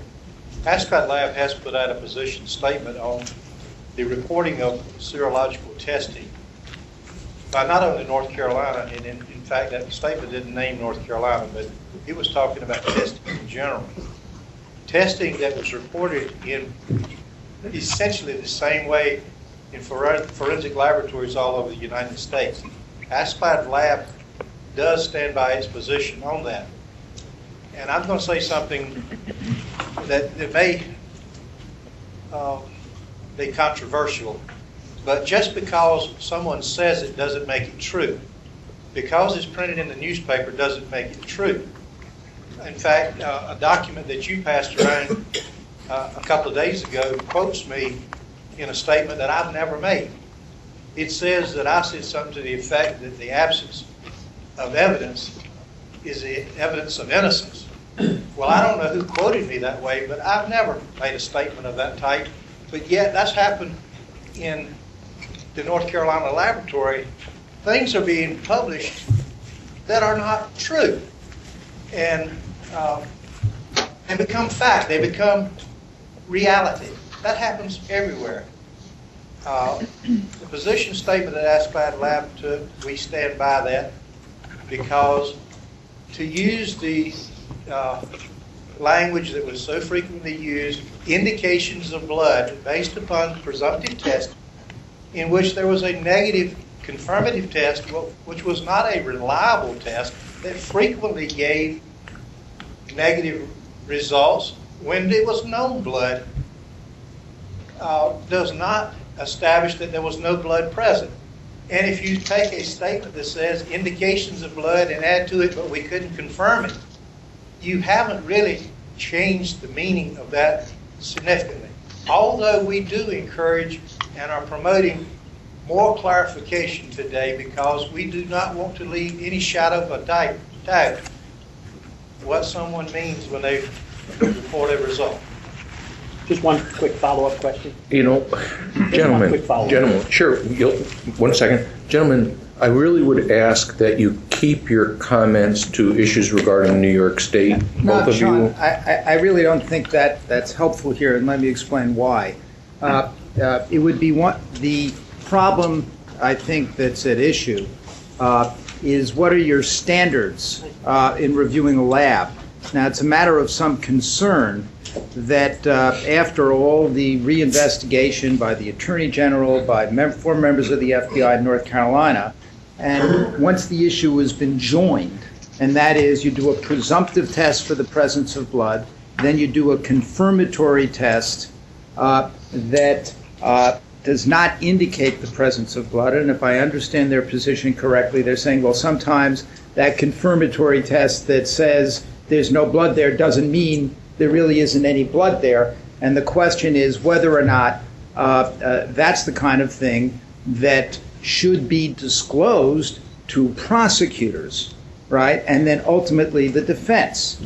And it's a matter of serious, if they're still standing by the position that there was nothing wrong in failing to have that disclosed to prosecutors in North Carolina, then I think it follows the same issue could arise here in New York, and I'm sure that's going to be as much of a concern to Mr. Murphy and Mr. Fitzpatrick and their colleagues as it is to members of the defense bar. So that's why I think it has some relevance, Sean, if you'd allow Mr. Schechter to pursue it.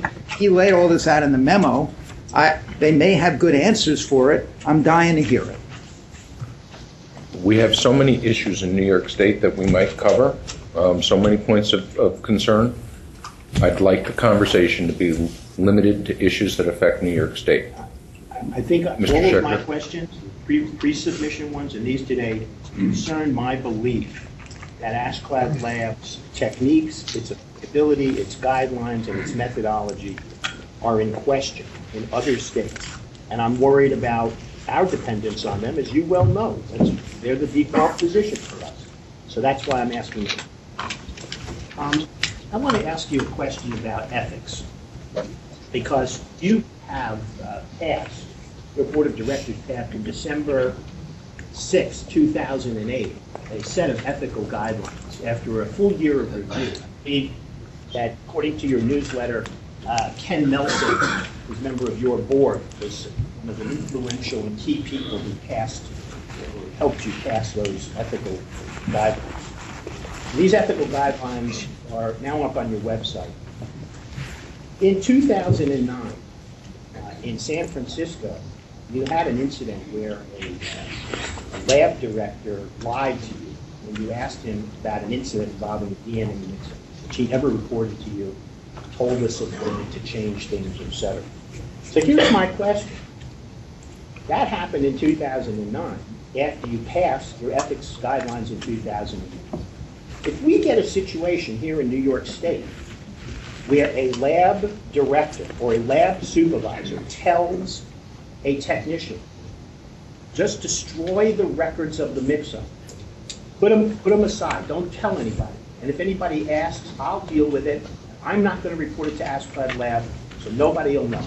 And you find out about that. Under these ethical guidelines that you've passed, what expectation do we have here in New York State that you will do anything to that laboratory, including probation, suspension, or revocation of its accreditation? Or do the ethical guidelines really, they're for show? They really don't mean anything.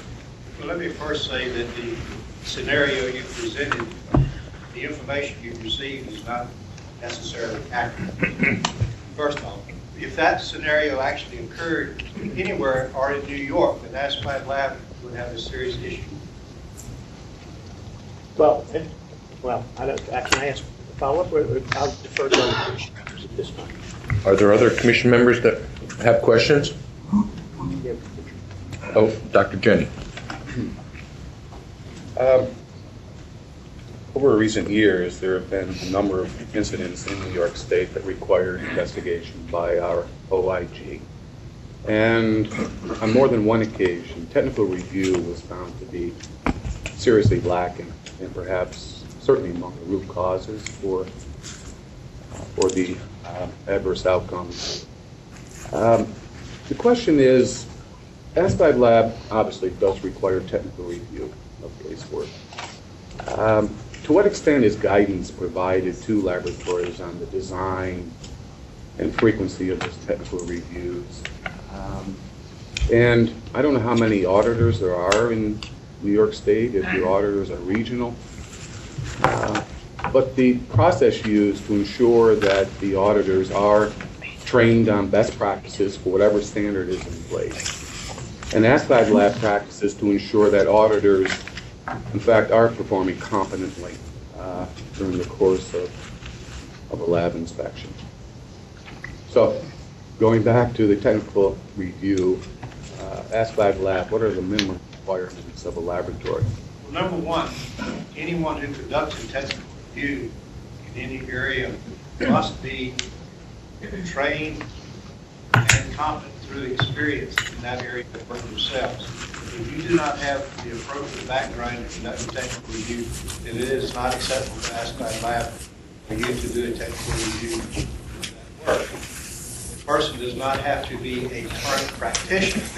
It must be someone who has had that training and that experience to be knowledgeable enough to review the examination documentation to determine if the conclusions reported are consistent with the documentation in the laboratory's case file. We do not give a percentage. We, in the legacy manual, gave an example that people took for a rule, but it was not. Technical review should be done on a percentage of the cases to the extent that the laboratory can have a comfort level that the work being done by each individual is being done in accordance with the laboratory's procedures, and that the conclusion being reached are those conclusions which are scientifically sound based upon the examinations performed. And the reason it may vary, you may have a requirement that a new examiner who only has 6 months of experience in working, you would do 100% technical review for that person. But after a person has been examining that type of evidence for 10 years, then maybe you can back off on the percentage of review a little bit. We give laboratories some latitude in establishing procedures, and then we expect them to do what their procedure says they will do. There have been occasions in which the assessment or inspection team has found that a laboratory has elected to technically review such a low percentage of the cases that they felt it was a concern, and the board has come back to that laboratory and said you're not going to technically review sufficient cases. Well, again, attempting to get back to objectivity, are there specific criteria applied by the assessors or the inspectors as they go about reviewing technical reviews? Not only, the frequency and by whom they're being done, but the rigor of those technical reviews. Oh yes, when you technical review, you look to see if the procedures of the laboratory are being followed. Are they applying the appropriate controls and standards as required by those procedures? Do they have sufficient data to support the conclusion of the report? Those are the general things that the assessor would look at in a case in technical review. And as you probably are aware, on occasion, our assessors will determine that apparently the technical review was not sufficient because there was not sufficient data in that case record to reach the conclusion that was reported. Well, as mentioned previously, there have been incidents in New York State where OIG found these technical reviews to be seriously deficient. Are you aware of those investigations and the conclusions in New York? I have no documentation associated with it. Well, it would be beneficial. Obviously, there may be lessons learned here, possibly learned. If technical reviews are found to be deficient, perhaps revisiting your survey and evaluating why the audit failed to identify these cases of unsatisfactory technical reviews.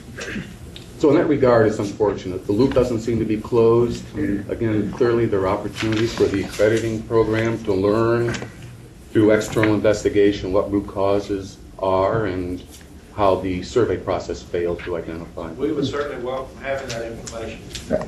I'm just confused. I want to make sure, Richard, that I'm a bit.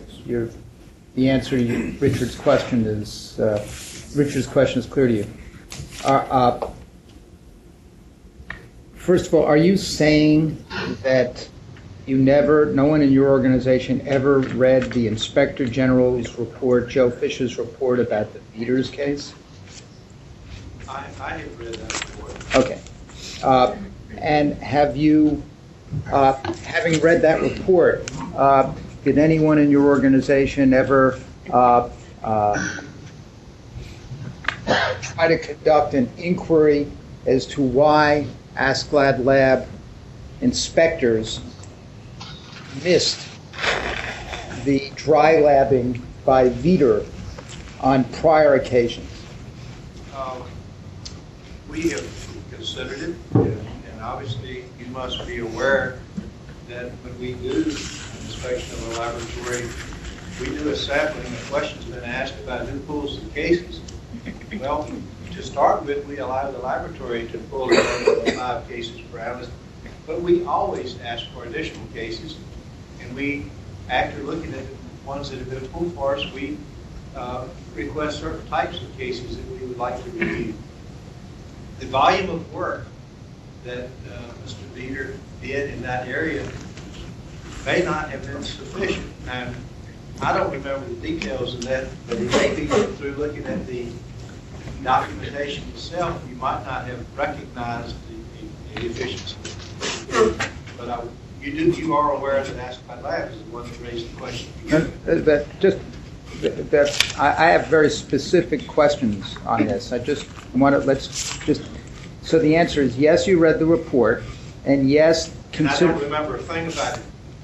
Well, my question really, it's not necessarily you, Ralph, but was anybody tasked with actually saying, here's a report? Wouldn't you agree that the report of the Inspector General, in this case about Veeders, was among the more rigorous and comprehensive reviews of a dry labbing error that one has? On the order of what Mike Bromwich did in Houston, or what Mark Stolro and others did on the Fred Zane case, or et cetera. Wouldn't you agree that the Inspector General's report in that case was a pretty good and detailed one?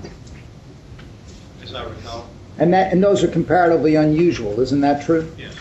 All right. So given this comprehensive and comparatively unusual report, did anyone in AskLab Lab actually sit down and try to reduce to writing a review in any kind of a systematic way why it was that on prior inspections the Veeder's falsification of documents had been missed, and asked the question, A, specifically, who did that inspection?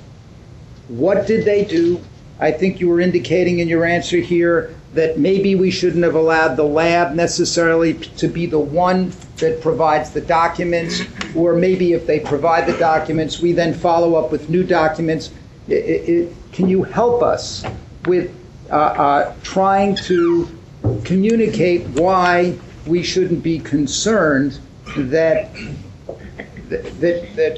well, just tell me, did you do anything like that? Is there any way you could do anything like that to give us assurance that there wasn't a problem on the AskLab Lab inspection end? To answer your first question about did we do anything with regard to trying to take that in Inspector General's report and positive the affirmative answer is no. I'm sure we all thought about it, reflected on it, came to our own individual conclusions. I'm not sure that I can give you a clear answer as to how, why this happened. Can I interject something? Barry, having done some assessments and inspections myself, the actual technical inspector maintains records of the cases that they looked at when they're there, okay? But once the board signs off on the final report and the final report is issued, due to confidentiality issues, the technical assessors are told to destroy any records they have from that assessment. So to try to backtrack, 10 or 15 years later to find out what reports we actually looked at, I don't think we would be able to do. I'm sorry. Why would you destroy records of your assessment when you know that, as you've candidly conceded here, that no auditing or inspection system is perfect, that you're evolving and learning things, and if it turns out that there was some problem, as there certainly was here, and this is not the only one, wouldn't it be a good idea to be able to go back and see which reviewer did what and how it came about that they might have missed something? Yes. So the problem, I guess, right away, if I understand you guys, and correct me if I'm wrong, that even if you wanted to do a review of why it was that documents were missed, that dry labbing was missed in the Veters case, you really couldn't, because you would destroy the records that would have to be reviewed in order to do that analysis, right? That's correct. Well, that's not a very good idea, is it? Isn't that a policy that you might consider changing? Absolutely, and of course hindsight's always 20/20. Well, that's hardly hindsight, is it? When we're I'll point out that in the international program, we do maintain. All right, now you do. Now you would maintain those notes. At the risk of violating Sean's other case rule, all right, I couldn't help but notice that there appears to be a very similar dry labbing scandal having to do with the laboratory of the United States Army and an analyst named Mills. You're familiar with that? I am not. You guys are not? I am not. Are you, Mr. Jarvis? I have read some newspaper accounts within the last week about that. That was an ASCLAD lab accredited laboratory Yes. up to February 16th of this year. That's correct. And you have no idea what we're talking about? It has not been disclosed to us.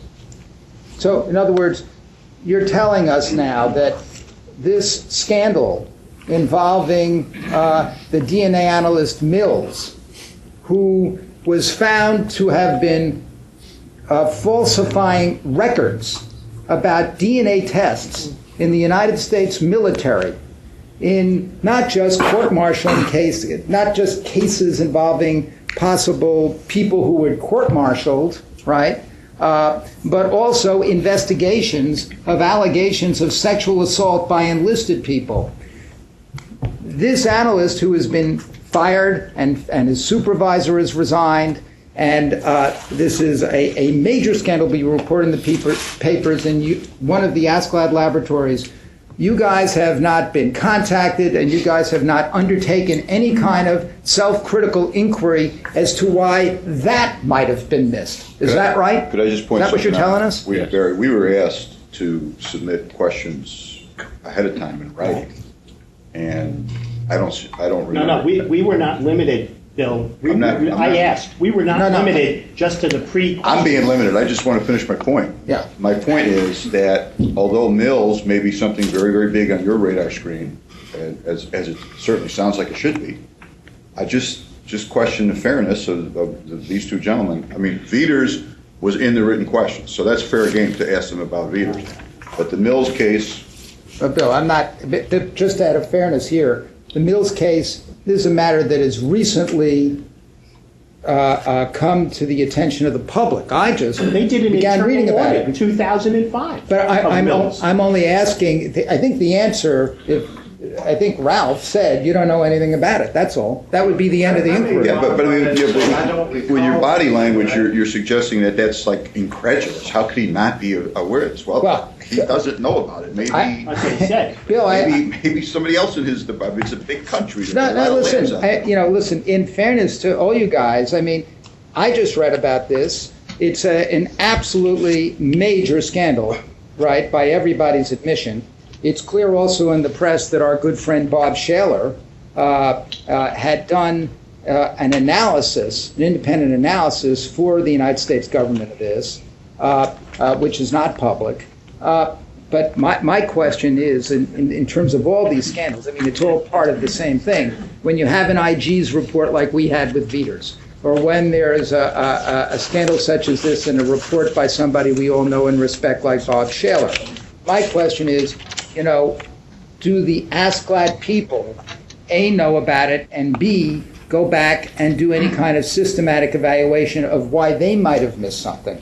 And I think we've actually made some progress with respect to why that didn't happen. I think that's more than a legitimate point, and I think that we've already made some headway with Veters, Ralph, and both Jay saying it might be a good idea to maintain records for a longer period of time in case something does pop up, like Veters. I remember Veters' report, but I read it. It's not something that's fresh in my memory. I wish I had read it before I came in here today to discuss it. But the point being that your question raising, do we learn when there's a rogue in a lab, like Veters, do we learn and improve? And for what I'm hearing is a resounding yes. No, actually, I must say that what I heard was a resounding, that occurred to some of us, right? No, we didn't go back and do a systematic investigation. And finally, with Jay's, and I thank you very much for candor, saying, and even if we did think about doing it, we couldn't because we destroyed the notes of the technical investigators. Because one of the key issues here is, and I'm sure that Jay and Ralph would agree, is when you go to the lab, right, how much notice do you give them? When you start going through people's files, right? If you give them, as I understand some of other agencies do, you give them like I'm coming sometime, and then you give them an hour's notice, and you go look at their files, and then you ask for more, right? Maybe that's when you find out that you have a dry labber. If that's not done on a routine basis, and you just let somebody give you what they want to give you, you're not going to find it. You're an investigator.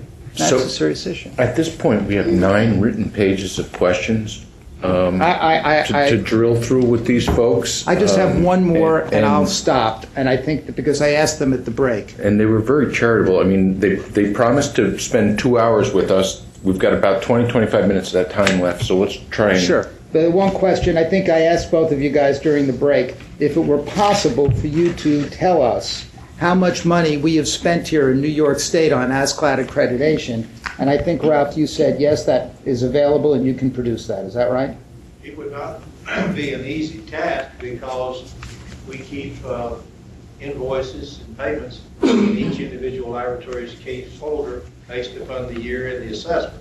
So if it was necessary to go back and reproduce that for whatever period of time you needed to, we that could be done. Could in the year since we've been computerized. Prior to that, no. What was the year you were computerized? Well, we started putting everything on the electronic records probably about 2000. Dr. Willie. As with any organization, whether it's the labs you accredit or the organization that's doing accrediting, you're expected to have procedures and protocols and policies, which you indicated that you have. And clearly an organization has to operate within those protocols. So this retrospective, complaint-driven, press-driven investigation is not currently in your protocol, and you've indicated, Dr. Jarvis, that you would consider making such an amendment in the future, that you would prospectively, perhaps for quality improvement of your own organization, use reports of potential errors as a way of evaluating your procedure. Absolutely. We have a procedure that you can find on our website entitled Allegations Against Accredited Laboratories and Their Employees. And news media is one way that can initiate interim inspection of a laboratory if there is something that's brought to our attention through the news media or by other means. We do exercise the right to go in and do an interim inspection, and it has occurred numerous times. That would be to go and investigate the lab further. I'm suggesting this change of policy that would require investigation of your own internal technical review to make certain when an allegation that you missed something, that you would look at that. That's not my primary question. I'm emphasizing the fact that your organization has to operate according to its own procedures. Just as the lab is held accountable to its procedures, which must meet minimum elements, but you're not specifying to the laboratory, as you said, how to do a technical review, how to assess competency. They have to do it, they have to know how to do it, but yeah, all right.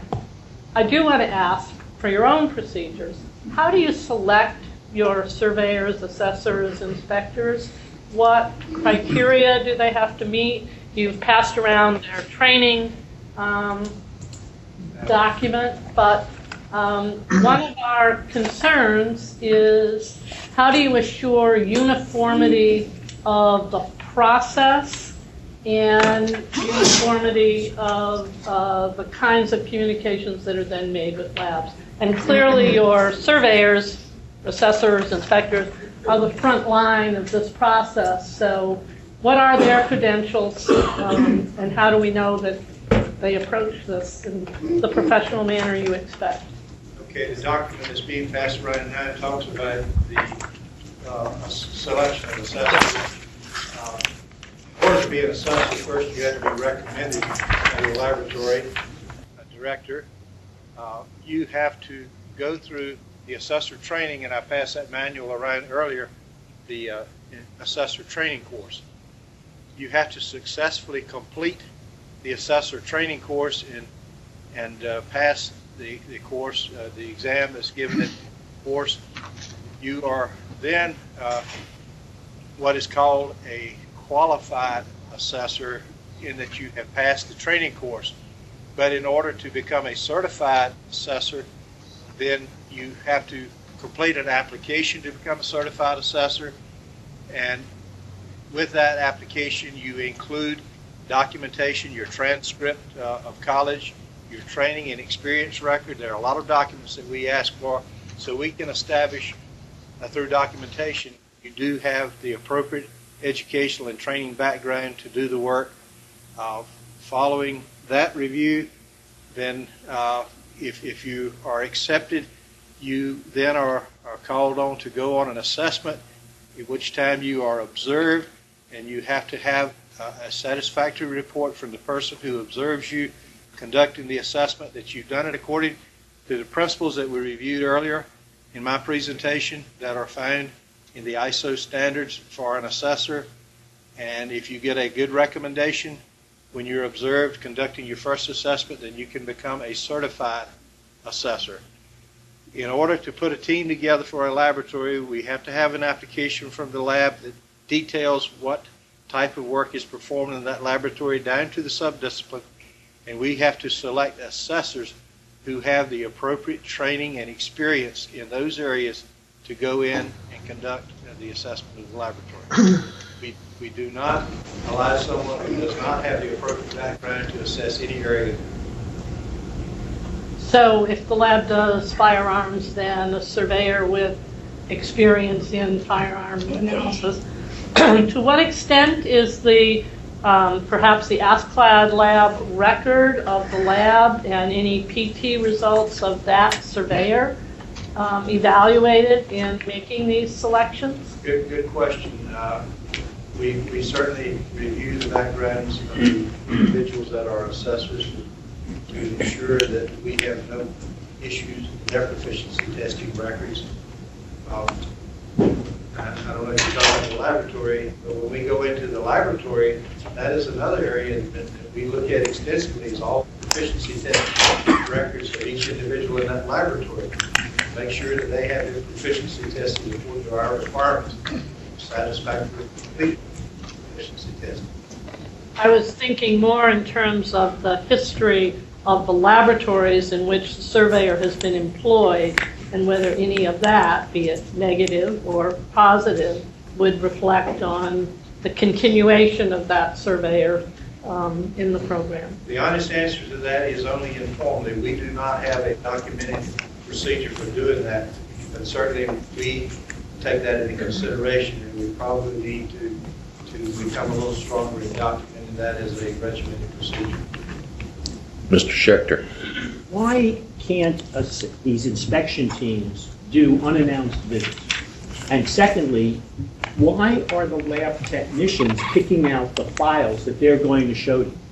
I know that Mr. Jarvis wrote about the Inspector General's report in 2008 in the Veters case, because he wrote a whole article about it in the Crime Lab report in 2010. You read the report, you clearly wrote about it. In fact, you blamed this commission for the 3 instances in New York. Blamed us for preventing the failure. But putting that aside, why can't those accreditation inspections be without notice? And what is the specific reasons that you continue to allow, given the Veters case, you allow the technicians to pick the files? Doesn't it occur to anybody at Asclad Lab on that board that if you ask a technician who's a rogue, let's do it your way, there's a rogue technician, there's no supervisors involved, that if you come to Veters' desk, and he, by the way, was a lone analyst in the fiber section for a good part of the time that he was doing his test, why would he give you anything but a cleansed file if he knows you're coming and he gets to pick the file? Other accrediting agencies in other fields, with one exception, one that I find very close to your failures in the coal mining industry, but other than that, in most other industries, accreditation is done by surprise visits. What's the reason you don't do that? Well, first of all, I'd like to address your first comment that you claim that myself and Mr. Collins blame the commission for the failures in New York. What we were pointing out in that article was that even though you have a forensic science commission, that does not guarantee that failures don't occur. Even with a commission that has the caliber of people that this one has on it, I would think that if I was working in the laboratory in this state, I would be scared to death to step outside the bounds of the accreditation standards or the laboratory policy, just for the very fact that I wouldn't want this commission and the weight of it coming down on my head. Mr. Jarvis, this is what you wrote. Quote, what was supposed to be the role of the New York Forensic Science Commission in preventing these failures and responding to them once they finally came to light? You blamed us for those failures, and the worst part was you blamed us for using the Office of the Inspector General as a shortcut to investigate. Didn't you realize, we didn't mention it in the article, didn't mention it at all, that what the Commission on Forensic Science of this state has been doing almost since its inception is relying on Asclad Lab reports for those 3 instances. You guys missed it, not the Commission. Mr. Schechter, in all fairness, what you just read was not a statement, but a question. Can I get an answer to the surprise inspection visit and a specific answer as to why clinicians, why lab technicians, are giving you the results without you saying to them, look, fellas, I'm here in the trace evidence room. I want to see where you keep your files. They say it's in that room, and you, the inspector, walk into that room, you open up the file cabinet, and you pull out 10 files. Mr. Schechter, we in fact do that. Well, you didn't do it in Veters. I don't know that we didn't do it in Veters' situation, but obviously it is something that we teach our assessors to do, is to not rely solely upon the cases that are pulled by the laboratory, but to select randomly other cases to review, and that is our practice. Going back to surprise visits, it is really almost an impossibility to do that in forensic science. When you've got to assemble a team as large as we have to put together from so many different places around the country and schedule their visit, number one, it would be almost impossible to keep a secret. Number two, to go into that laboratory and find the people there that you need to have there, and to have the records available to you. When we go to a laboratory, we tell them we want to have available in a room that we need in all of your operational procedures, all of your case records that we are requesting, and multiple documents, your proficiency testing records, your testimony monitoring records, records that support their conclusions. You go in and do a surprise, and you've got a lot of time wasted getting those records together. You may not be able to get the people there that you want to talk to, that need to interview on the inspection. We find that it is very effective to go in on a scheduled visit. Laboratories can't hide what they're doing when we go through the records as carefully as we go through them. IRS comes in to audit your records. They're not going to walk into your house and say, I want to review your financial records. You've got to have time to get your stuff together. The difference between you and the IRS is that the IRS, I have accountability. You're right. I have to find the records because I know if I don't, I go to jail. In your case, if I'm a laboratory and I take a look around the country at what you all do, and I see in San Francisco nothing happens to the lab, and in North Carolina nothing happens to the lab, I'm not so worried about when you show up. That's the difference between the IRS and you. There's no probation, there's no suspension, there's no revocation. I checked your website this morning. There's nothing on there for suspensions, revocations, or even probations. How many labs in the history of ASCLD Lab have been put on probation, suspension, and revocation? From the time of your inception to this moment. 8 to 10. I've been put on probation. We've issued a suspension of accreditation twice. We've revoked accreditation twice. Okay, now, I took a look at the public record from 2005 until now. And I looked at every newspaper article that I could get my hands on, probably didn't get them all, and I found 50 instances of lab incidents. You can call them incidents, you can call them failures, you can call them scandals, but I found 50 of them. And using the most conservative measuring criteria, I found 28 of those incidents occurred during the period of ASCLD Lab accreditation in those labs. So your system of finding stuff, giving notice in advance, doesn't seem to be working too well. Unless you're going to say that, like the media, I'm making this stuff up. Well, when you say 28 laboratories that were accredited. But not necessarily by ASCLD Lab. They were accredited by ASCLD Lab.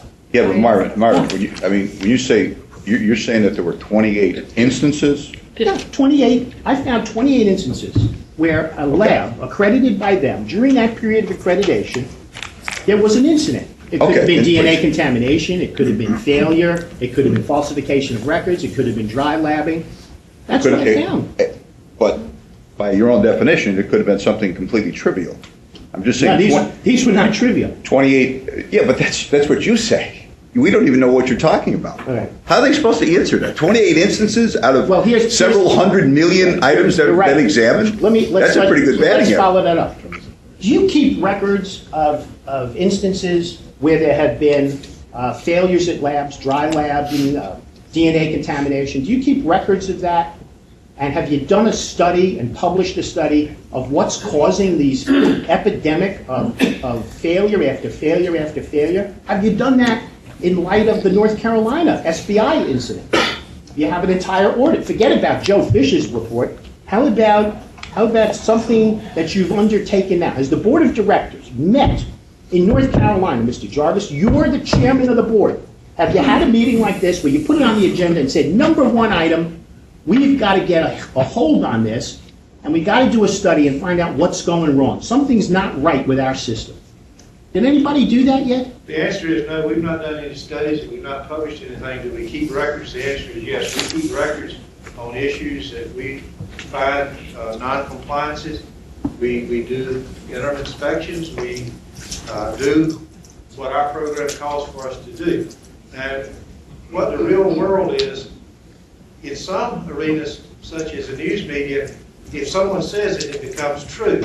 It's our job as scientists to establish with objective evidence whether it's true or not. And we go in and establish the allegations and whether they're true or not. If so, then we take appropriate action. If they're not valid public statements, then we don't really have a way to get it corrected in the eyes of the world and the media. But I can tell you that a lot of the things that you are referencing have become true in the eyes of yourself and other people because someone has said it, when in fact it may not be supportable by the evidence if you go in and investigate the situation thoroughly. But Mr. Keefe, you know, you especially, more so than Mr. Jarvis, that, and so does Jill Spriggs of ASCLD, the president-elect, who spoke on your behalf in North Carolina, Mr. Matheson, who's your former chair of your board. No, he's never been the chair. I'm sorry. Has he been on your board? No, he's the chair, president of the ASCLD. Right. He has made statements, all of them, and you've been invited by the News and Observer, by 2 reporters there, to correct the public record repeatedly, and you haven't done that. You say that I attributed to you a public statement that you did not make. Gentlemen. The News and Observer. So the question I have in terms of integrity is how come you haven't corrected the public record? On what? Well, I'll just make one statement, and that is that Ms. Spriggs agreed to make a statement to the News and Observer if they would allow her the opportunity to review the statement before it was printed. The News and Observer would not agree to that. My experience is that when I make a statement, it's partially quoted and not in its entirety. It's taken out of context. And number 2, I had no business speaking on North Carolina. I'm retired from the state of North Carolina. And we have 9 pages of questions and only a couple more minutes of these gentlemen's time. Are there other questions that people want?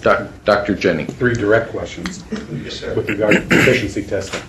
Do you in fact have a standard that requires PT specimens be treated as closely as possible to casework? What our accreditation programs say is that the laboratory should conduct proficiency testing in the same manner that they do actual case examinations. And there's a history to that and a reason for that. We do not want laboratories taking a proficiency test and doing more extensive analyses on a proficiency test than they do on a case sample. We want it to be real life. How do you do your everyday analysis of evidence? Now, it has been extrapolated out into technical review. We weren't even speaking about technical review when we were talking about the examination of that proficiency test. The whole reason for that statement is don't treat your examination of that proficiency test differently than you do a case sample. Technical review is a different ballgame, and we don't care whether you technical review it or not. All we want to know is what are your capabilities of doing that examination. Thank you. Secondly, do you prohibit interlaboratory communication during a proficiency test event? We don't have any written prohibition on that, but integrity says that if you're taking a proficiency test in your name, then you are the one who should do it and not someone else. And you should not be sharing the results unless you do your casework that way. Now, there are laboratories that every time they do an examination, there are 2 or more people involved in that examination. If that is the way you do your case samples, it is quite acceptable to do a proficiency test in the same manner. Within the same lab? Within the same lab, not between laboratories, no. Do you encourage laboratories to inform you if, in fact, another laboratory, accredited laboratory, is requesting support or analysis? Is that stated policy? We have not made that request anywhere. I guess there's some basic assumptions about integrity that we would expect that to be the case. All right, thank you. And lastly, if in fact in proficiency testing it's noted, and I don't know if it is noted, there are recurring errors in any one specialty, will ASCLD Lab or as a proficiency testing provider identify instances of those recurring errors over multiple PT events? The provider does not do that, but our proficiency review committees do take note of that, and someone asking the questions about what do you do if you get an inconclusive result. I can think of a couple of instances where we had a laboratory on a latent print or an impression piece of evidence or proficiency test constantly report inconclusive results. When more than 70% of the participating accredited laboratories were able to reach a conclusion about identification or elimination. And this laboratory, on more than 2 occasions, reported inconclusive results. And we went to that laboratory and said, this is not acceptable. This person needs retraining. And if you can't retrain this person to the point that they can reach a conclusion when the majority of people in the community can do it, then perhaps you need to put this person in another area. Are there consequences to a laboratory that fails 2 of 2 or 2 of 3 consecutive test events? Absolutely. Anytime we have a failure on a proficiency test, our proficiency review committee first writes to the laboratory and indicates there's an inconsistency in your result reported with the consensus of the accredited laboratories. And we would like an explanation. Well, I mean, consequences with regard to the testing status. Is a laboratory ever suspended if in fact there is recurring evidence of error? Well, we actually revoked the accreditation of one laboratory because when we asked them for corrective actions on a proficiency test, they failed to do it and ignored our request, and their accreditation was revoked. Yes, they are. That's it. Thank you. And if I could, there was another question related to proficiency test, and my thought is just might escape me. I'm sorry. Mr. Schechter. Let me ask you a question about your complaint system against labs and lab technicians, which is on your website. Let's take the scenario where you receive a complaint from a defense attorney that one of the lab technicians lied in court, and you're provided with a transcript. And you read it. It goes first to you, Mr. Jarvis, because you're the chair, and you make a determination that there's something here. Then you direct Mr. Keaton to retain the services of a case manager. Correct. Case manager then does an investigation and generates a report. Let's take the situation where the report finds the allegations are true. You send the report to the lab, correct? Correct. And you ask the lab to take corrective action, assuming that the lab says, we agree, right? I'm not going to take a situation where the lab disagrees and goes to formal review. They agree, and they take corrective actions, correct? Correct. We clear about the scenario? Yes.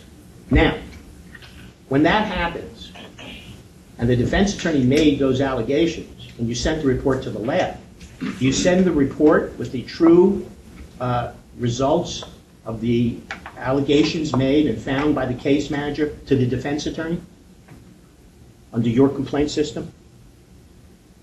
The procedure does not address who the report will be sent to. The report is actually prepared for the board. We have, in fact, had some allegations recently of that very nature. And in fact, in one of the cases, it was the allegation was that the person had misrepresented the statistical analysis in a DNA case in their testimony. And we investigated it and found that was true. But what we also found out is that the laboratory became aware of it before we did. The laboratory had already taken appropriate corrective actions. They had demoted this individual out of the laboratory, and they had gone back and reviewed prior cases that had been reported on by this individual involving statistics and had taken the appropriate corrective actions. That's not the situation I posed to you. Had the situation been different than that, where they had not, then the board would probably issue some sanctions. Right, but that's not my question. And My question is, would the defense attorney get the report from the case manager? The person who issued the allegation will receive a letter that will outline the conclusions of the investigation, that we find your allegations to be well-founded, and this is the outcome. But it doesn't tell them, they don't see the report. That report is not prepared for anyone except the board. But if I'm the defense attorney who made that complaint, and you found that the allegations were true, and my client was convicted, and I might need that report for appellate purposes, wouldn't that be something that's favorable and exculpatory that you would want the defense to have? What would be the secret there? Why would you not give it over? Could I make a point about that? In New York, under protocols that this commission adopted 5 years ago, under your scenario, the lab director would be responsible for notifying the district attorney, who obviously has an ethical and constitutional duty to notify the defense lawyer. The standard is that you give it over to the DA. That's the standard that this commission adopted. You don't give it to the defense attorney. Right. That's what Bill's saying. Right. Okay. I just want to be sure I understood the complaint system, because as I understand it, under the complaint system we have, in the first instance, Mr. Jarvis makes the decision as the chair. He decides that there's no basis to my allegations, and the board agrees with him. All you get is a letter to the defense attorney that says there's no basis to your allegations, end of story. But if the case manager, in a situation where you do find something is wrong, the defense attorney doesn't get it. They get a letter that says there was bearing to your allegation, and this was the conclusion. They will not get the full report, but they will get a summary, which is just as good for the value you're talking about.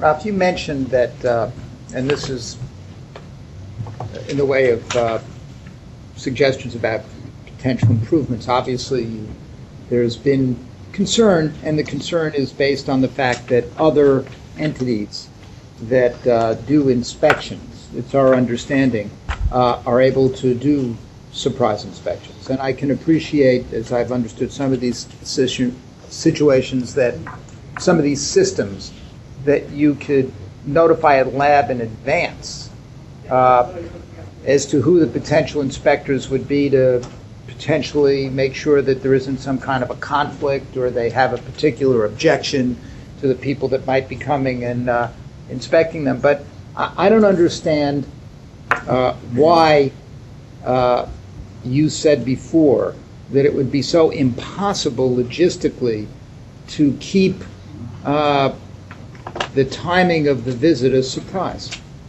I mean, can't you trust your designated inspectors to keep their mouths shut about exactly when they're going to come into town and do the inspection? Why would that be so hard? Well, I don't know that keeping their mouth shut is near the issue of the logistics of having what you need when you get there and getting paid by the laboratory for doing it.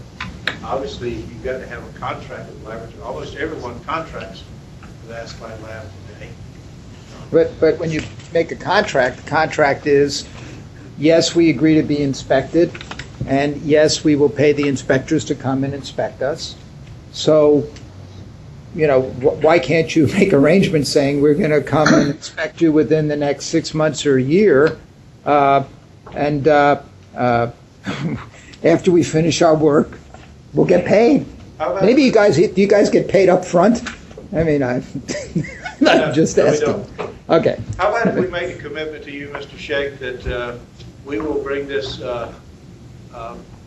issue up for consideration and discussion further as to whether that is something that could feasibly be done. Up to this point in time, we have not done it. We've not considered it, and there are a lot of reasons we haven't considered it, but there's no reason we can't consider it. How about you give us the return courtesy we've given you here today, and you agree that you will invite members of the defense community, just besides Mr. Sheck. I don't know if I qualify, Marvin. I think you're the guy. Make a presentation to your board of directors about surprise inspection visits and having a model where you pick out the lab technicians' files and not the lab technicians. How about one of us coming to you? Would you like to make that presentation? I'll do it if you provide me with a Kevlar vest. You didn't provide me with a Kevlar vest. We're supposed to tell you something. You brought Jay. Ralph, if you do that, make sure you invite a DA there to say that he or she is not going to be very happy that the murder case he's waiting DNA results on can't be tested that day because a bunch of people from Asclad Lab showed up and they're going to be there for 2 or 3 days. Would you like to be the person to represent that? If it's someplace warm, I'd love to be. If I can get a card from you before I leave, we will make that happen. You want my card too? Yes. Any more questions for these two gentlemen? Well, we could. I have a question in New York here. Peter. Thank you. Oh, sorry. Should I go ahead or? Yes. Okay. Despite the earlier comments about the statement issued by Askeladd Lab on February 18, 2011, that the laboratory remained unidentified, you state implicitly in your statement that you're referring to the North Carolina laboratory because you said you then did an investigation into the records of that laboratory and the work they did on reporting serology results or blood results in the 1980s and 1990s. Now, my question, which pertains to New York, is this, that we have a concern, obviously, that all our own laboratories, in the interest of transparency, have appropriate quality assurance programs, have oversight, have accountability. And the Coverdale Amendment, in fact, requires us, as part of good government, to set up an authority that can engage in independent audits when there's a question of serious negligence in any of our laboratories or misconduct. And that's a good quality assurance measure to implement here. Now, I'm trying to follow up on something that Dr. Wiley said before when she was asking you about your own policies at Askeladd Lab and your own quality assurance, if you will, internally. Now, the reason that you issued that statement on February 18th, you say in the statement, is because you as an accrediting organization was under attack. You were being seriously criticized for the manner in which you accredit the North Carolina laboratory. And so you took it upon yourself to do a new internal investigation, if you will, or in-house investigation of the bona fides and correctness of your accreditation and review of North Carolina. So my question is this. If you're saying in the statement and you're acknowledging that you as an entity, Askeladd Lab, have been seriously under attack and criticized with allegations, according to this statement, that you folks failed to identify problems and that your folks acted negligently or perhaps worse in your handling of this accreditation process with respect to North Carolina, the question is, don't you have an independent obligation in terms of your own transparency and quality assurance program to refer this matter to another accrediting body other than your own, so there will be an external review of the bona fides of your own investigation of yourself and the way you accredited North Carolina? Now, I mentioned this obviously before to both of you through two of your board members, Robin Cotton and Ken Melson, after I saw this at the American Academy meeting, and they assured me it would be brought up to your board and it would be discussed. And I spoke to both Mr. Melson and Robin Cotton, and more recently to you, Ralph, about this particular matter. And you mentioned to me that a decision to have this independently reviewed by another accrediting body, it could be College of American Pathologists or some other accrediting body, had been declined, but simply that you would report it as is your norm in your annual report to an association of accrediting groups that you belong to. And I'm just wondering now if you could tell us what were the reasons given when the board took up this suggestion that there be a kind of independent review of your review, if you will. Why was it rejected by the board?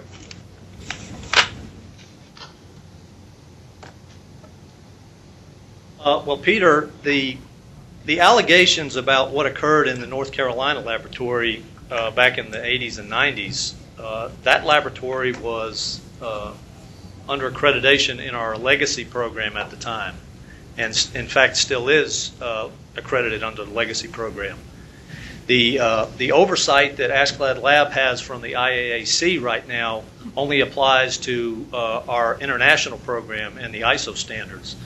So it was the board's feeling that IAAC may not really have any standing to investigate Askeladd Lab's conduct when the program that we were accrediting under was not subjected to their oversight.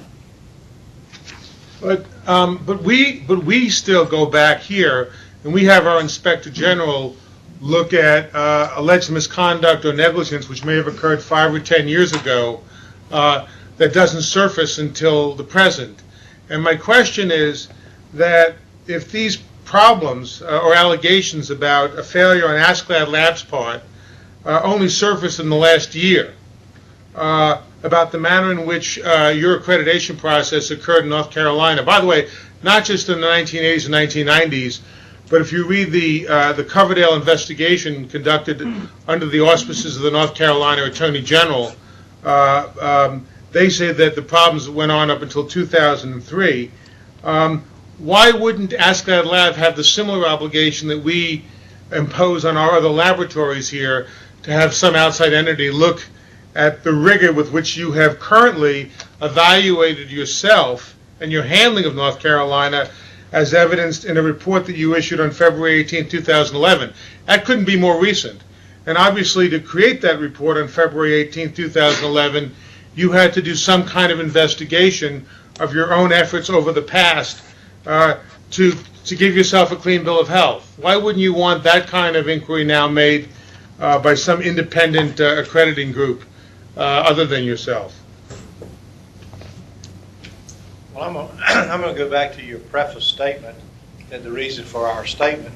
If you read that statement, you will see that one of the primary reasons that we issued that statement was that there were other accredited laboratories that asked us when we were going to make some statement on this issue because they obviously knew that the allegations made in North Carolina could be made against them because they were doing exactly the same thing. And the feeling was that someone needed to stand up and tell the truth on the issue, and that was the reason for the statement. And I guess up to this point, we haven't felt there has been any legitimate allegation made against Askeladd Lab.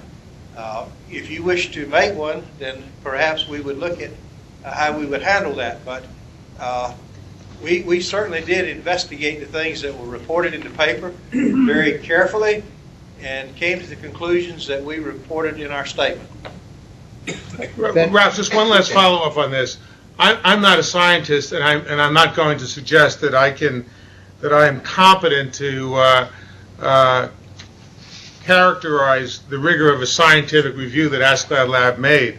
However, what I can do is I can at least rely on, and I don't think it's unreasonable, the 100-page report that was conducted at the direction of the North Carolina State Attorney General, where they did do a Coverdale-type investigation.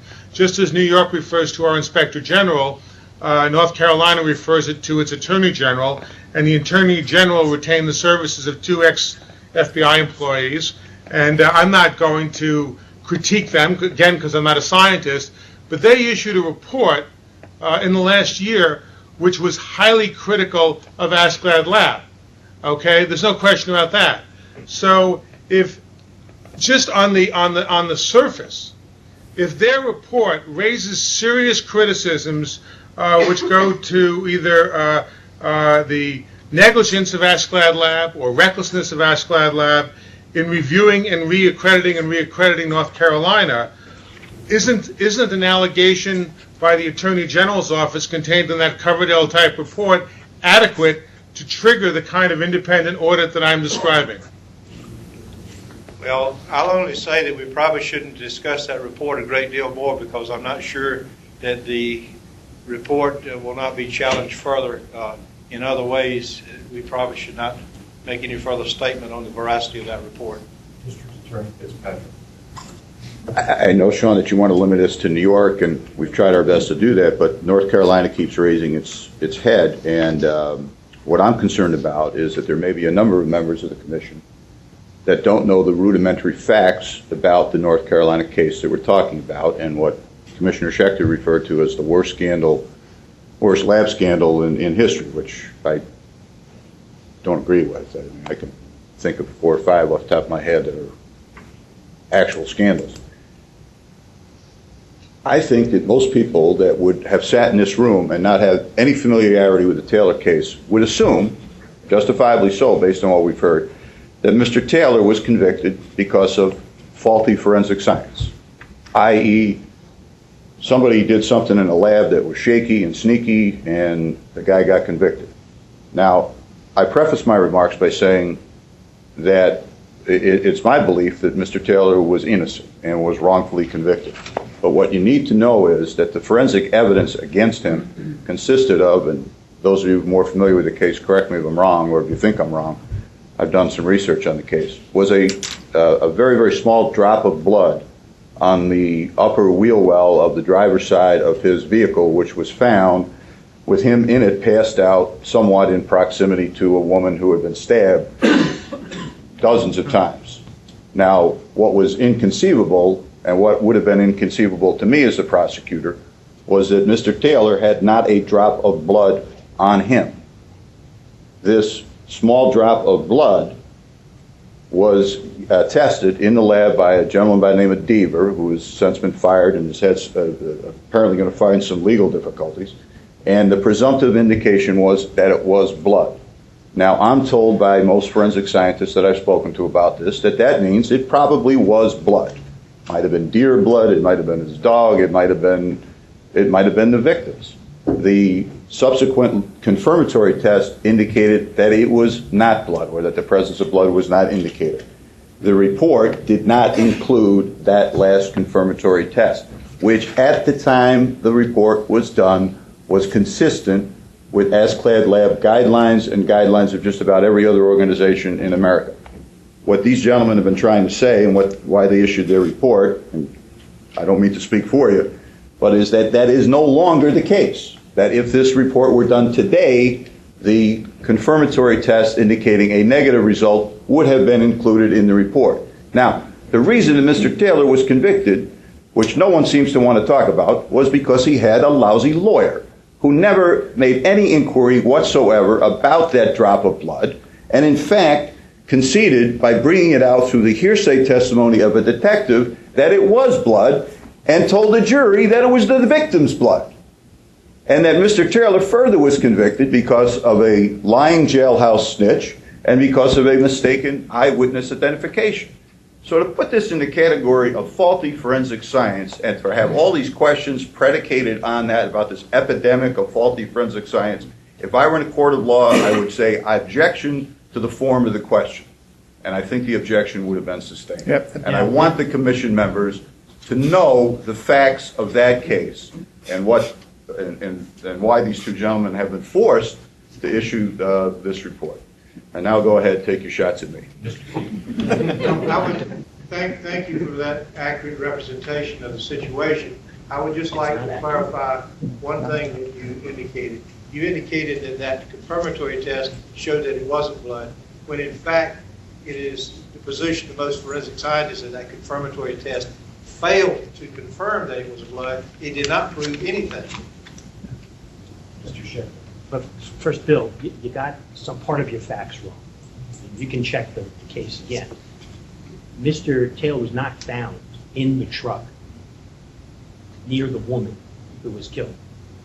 He left the truck the night before because he had spun it into a ditch. She was in a cul-de-sac near the ditch.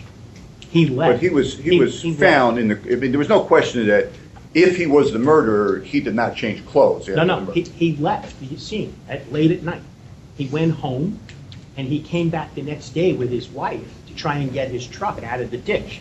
And as he walked up with his wife and drove up, he saw the police vehicle. So he had plenty of time to change his clothes if that was the premise. So the facts are not correct. Secondly, that fact is not correct, which is irrelevant to anything that I said. You brought it up. You said he was found in the truck with no blood on it. I said I apologize. Let's move on. The statement that that's how all laboratories back then did it is not true. And in fact, The News and Observer, after Jill Spriggs went before the North Carolina Joint Commission on the Preservation of Biological Evidence and made that kind of statement, they went back and asked the two authors of the North Carolina audit, the Attorney General, we don't see anything in the report about how other labs did this in the 80s and 90s. And so Mr. Wolf, one of the co-authors, said, we didn't put that in the report, but I did write to labs. And I found 9 labs that responded. And in 1990, This is in your memo. I referred to the report. Right. I apologize. I thought you said 8 labs, but let me just. 8 out of the 9 labs responded, or maybe 7 out of 8. There was 1 lab that responded, and it had 3 ways of reporting, one of which was similar to North Carolina. The other labs, all of them, to a person, reported it the way it should have been reported. Presumptive positive, negative confirmatory, no presence of blood. No chemical indication of blood. You cannot, Bill, make a positive from a negative. That is the scientific standard. If you were representing Mr. Taylor, would you have gone to the criminalist and interviewed him? Try as I may to keep this limited to New York State. I keep coming back to trying to get you to focus on cases. We've had these guys either for what, the second time in 3 years, 4 years? How can you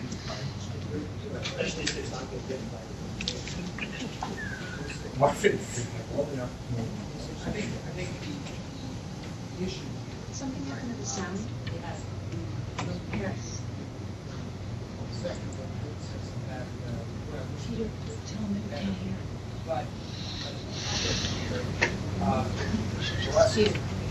We can't hear you in New York. Okay.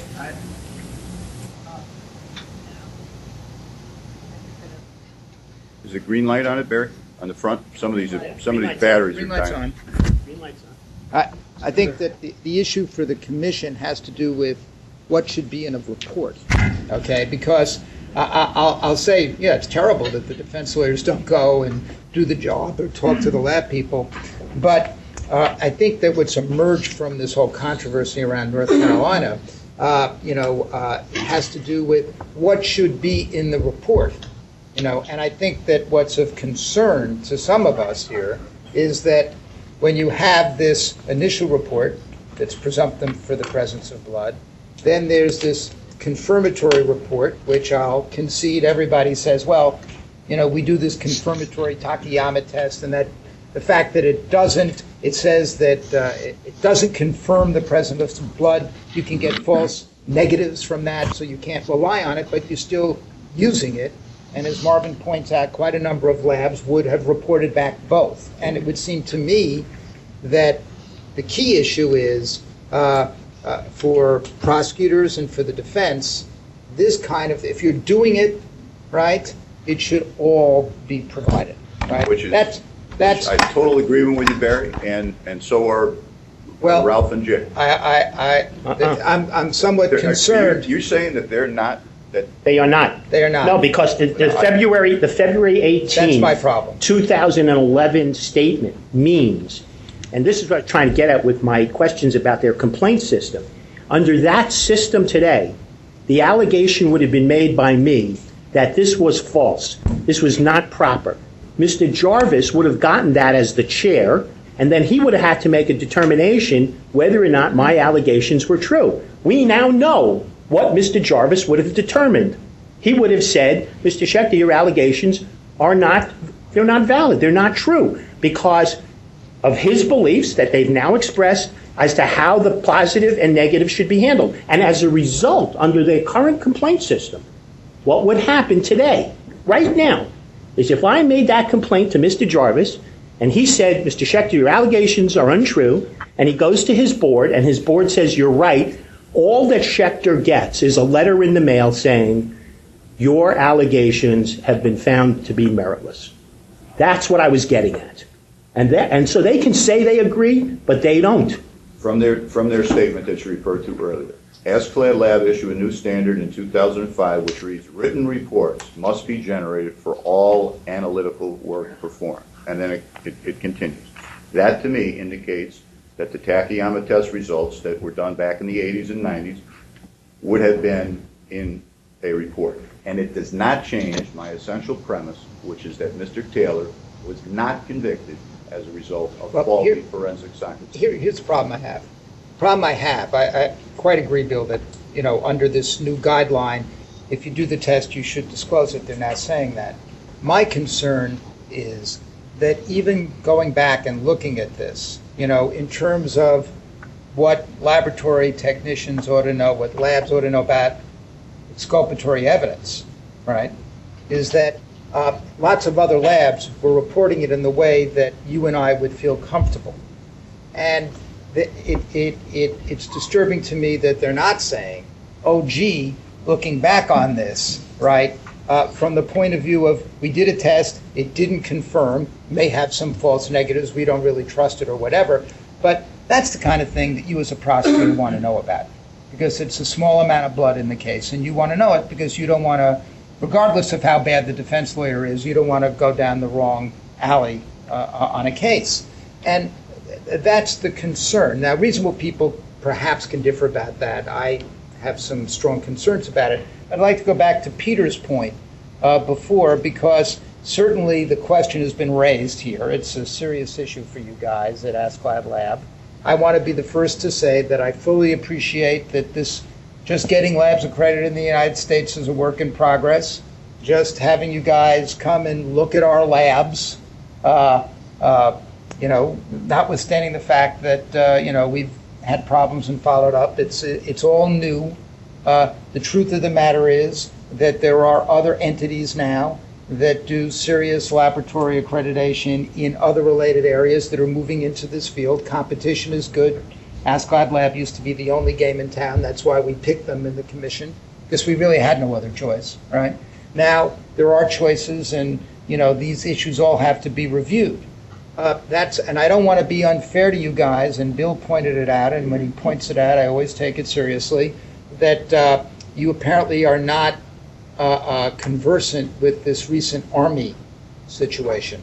But just from what I've seen in the press reports, it seems quite serious. So, taking up on Peter's suggestion, maybe you ought to think again about whether it's the North Carolina case or this Army crime lab situation or our own Veter's case or whatever other cases there are, maybe you ought to have an outside entity come and look at instances, however many there are. Maybe Marvin's count of 28 is not right, or maybe they're not all seriously egregious, but wouldn't it make a certain amount of sense to try to bring in an outside entity to take a look at your procedures and give you some feedback and report about whether or not your auditing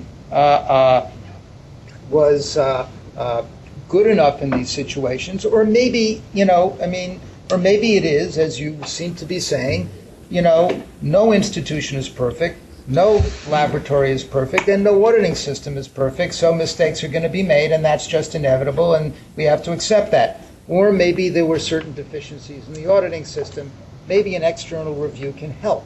I have to say that, we live in a state, just to tell you guys, I live in a city where we've had our scandals in terms of the police department. And if you look at the Knapp Commission and then the Mullen Commission and certain controls that have been in place in order to make sure that we do not have misconduct by police officers and theft, a very, very rigorous system has arisen. And this is one of the things in looking at the AskLab Lab analyses of these cases that I frankly do not see, and you may want to consider, that if there's something going wrong that's in a station house and they catch some officers on the pad or on the take or something like that, not just the individual officers that go, the first people that go are the supervisors. If it's your house, your station house, you're in trouble.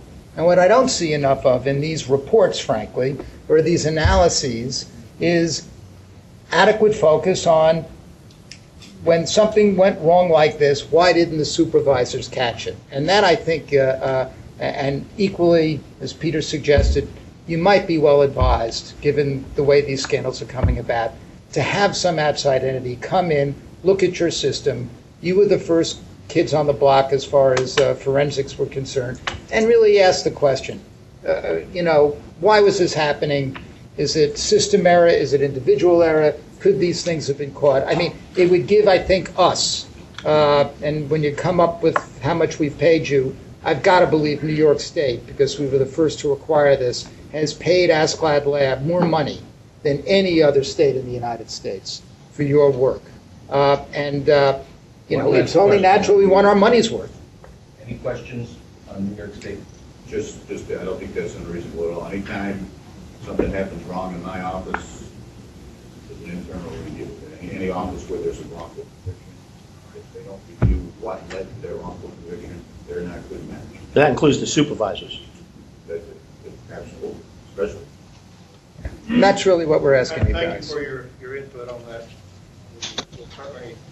And on behalf of the Commission, thank you, Mr. Keaton and Mr. Jarvis, for your patience coming up here to New York State. Thank you for the opportunity. Thank you. We're a very hospitable group. Not so fast. Following up on the motion that was made at the time that the agenda for today's meeting was adopted, Dr. Corrado from the Onondaga County Forensic Laboratory is going to speak to us today about a matter that she brought to our attention as head of the New York Crime Laboratory Association. Dr. Corrado. I will make this brief because I know we're short on time. The NICLAC would like to bring it to the attention of DCJS and the members of the Commission, the current funding crisis that the laboratories are facing, which is, we believe, severe. Our labs are funded by local dollars, state and federal grants, as well as state aid reimbursements. Over the last few years, obviously, our local budgets have decreased, which has caused us to rely a little bit more heavily on grants and other sources of revenue.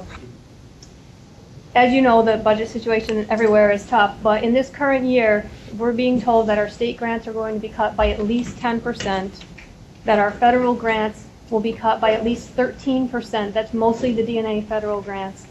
And the latest blow that we were just told is that the public health reimbursement for medical examiners, the Article 6 funding, has been eliminated from this year's budget.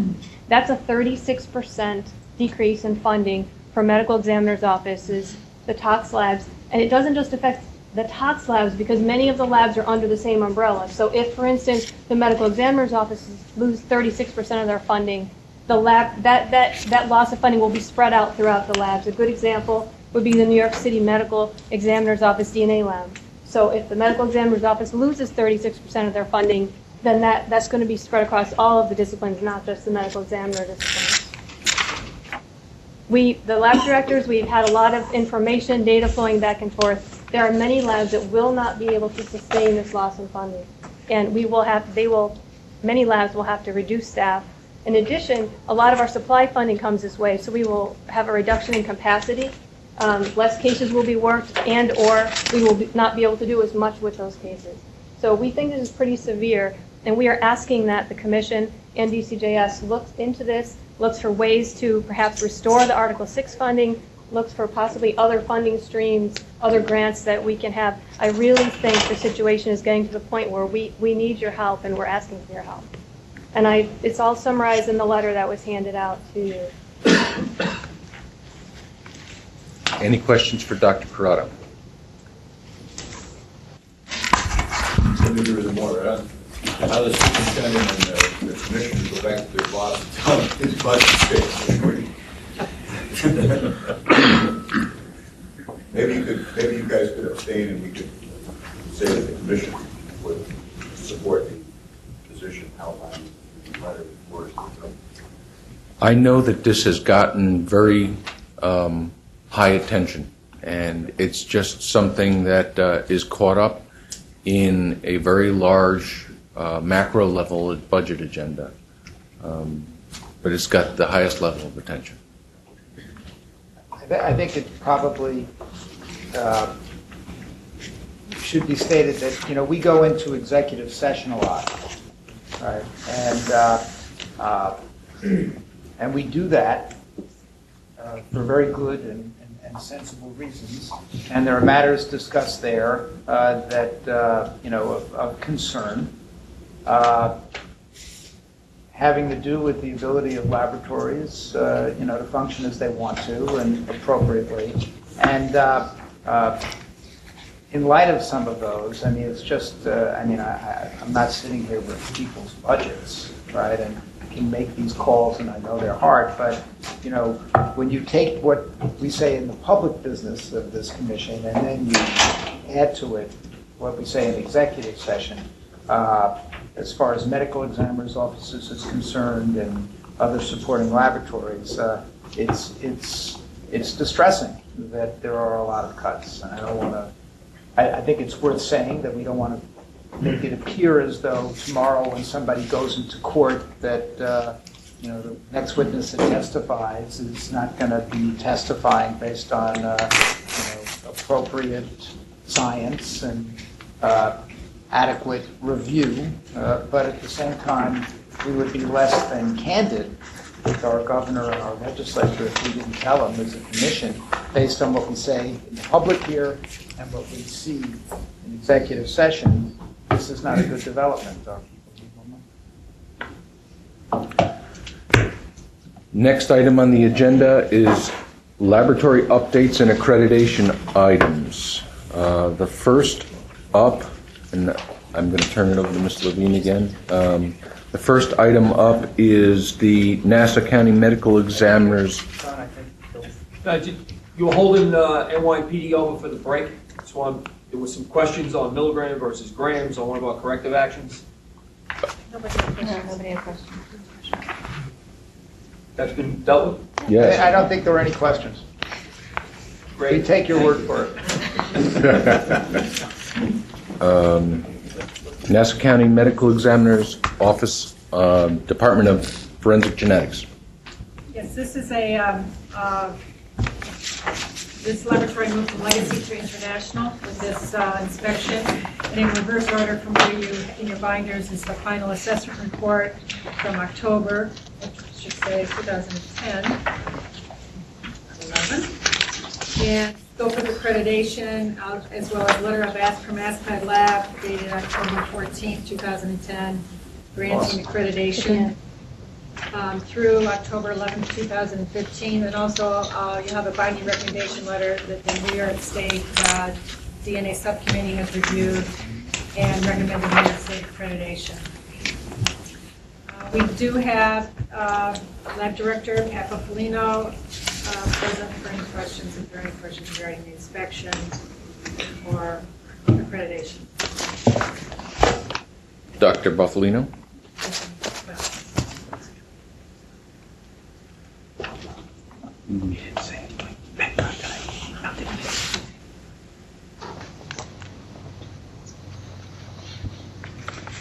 Karen Dooling, Assistant Lab Director.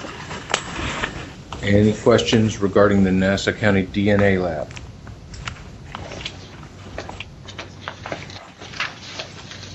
Hearing none. How do you anticipate the loss part of the funding? We should never use the forensic DNA to affect the it doesn't impact us as much as it does toxicology, but what Dr. Corrado had expressed, it does cross borders. It's funding now that comes to DNA laboratory the medical examiner has to use for their purposes of toxicology and so forth. So indirectly it does impact us. Any further questions? I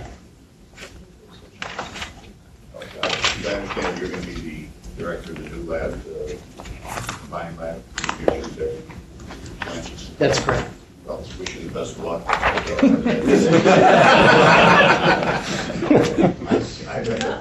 Despite the sarcasm of my colleague, that would be serious. Thank you very much. Can I get a motion to accept the report with respect to the Nassau County DNA Laboratory? Dr. Wiley, Dr. Corrado. Discussion? All in favor? Opposed? Thank you very much. The next item up is the Onondaga County Tox Lab. This is the splitting of toxicology from the Onondaga County Center for Forensic Sciences. and into a new laboratory called the Onondaga County Health Department Forensic Toxicology Laboratory.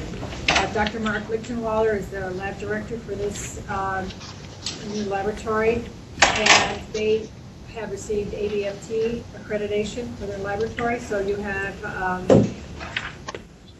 their inspection checklist from ABFT in your packets, as well as a letter dated March 8, 2011 from ABFT granting accreditation. This will also follow in with the removal of scope, the change of scope for Dr. Corrado's laboratory, which would mean removing toxicology from the scope for accreditation, which is why we need to vote on this issue. Any questions for Dr. Corrado? Dr. Jenny? No question, just a statement. Included in the packet is a memo dated March 9, 2011 from the QA manager. That memo goes on to provide statements, corrective actions at all levels of ABFT's findings, not just the essential.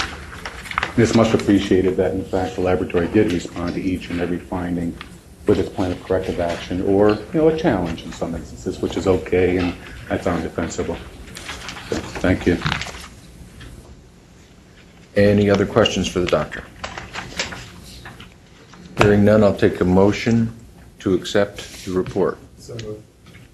Second? Second. Discussion? All in favor? Aye. Opposed? I abstain. And one abstention. Dr. Corrado. The next item is the New York State Police report.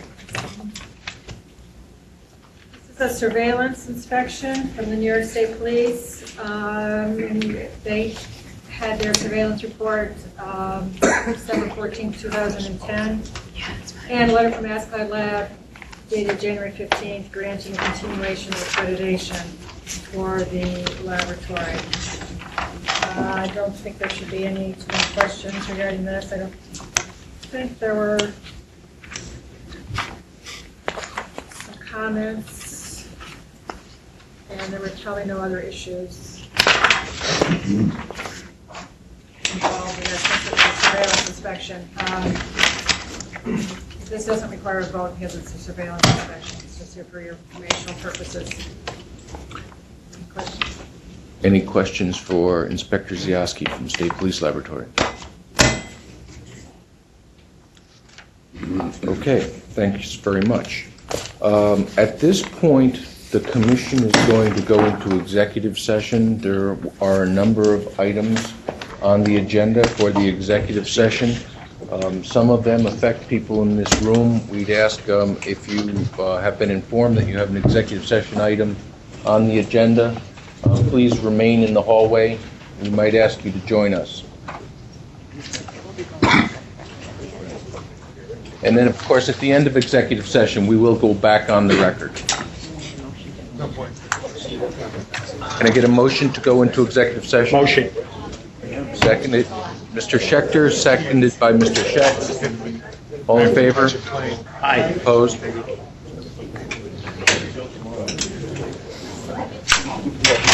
Charlie.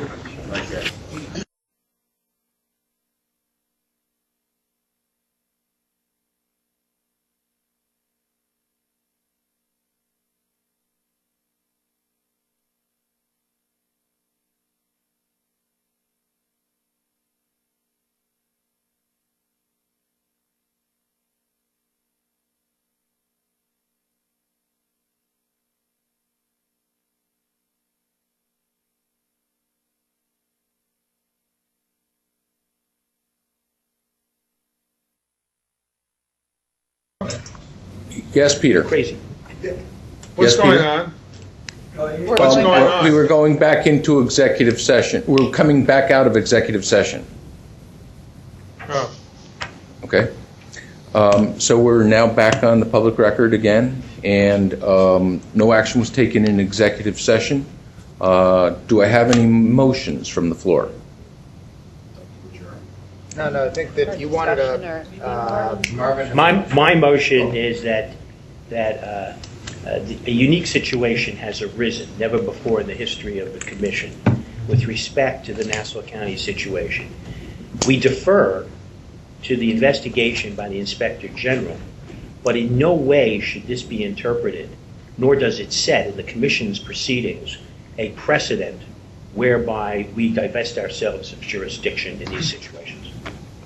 Do I? I second that. I hope somebody got that, because I will never be able to repeat that. We got it. Thank you, Mr. Schechter. Thank you, Judge McClellan. Discussion? All in favor? Yes. Nope. No, I have a discussion.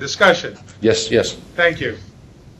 I'm sorry, I apologize, by the way, when I made my statement before, that I had not seen the March 11th letter, which I should have looked at. But when I look at it, it suggests to me that that Latent folks are going to be working out of the ME's office, and that those are different Latent people that the ME's office already had.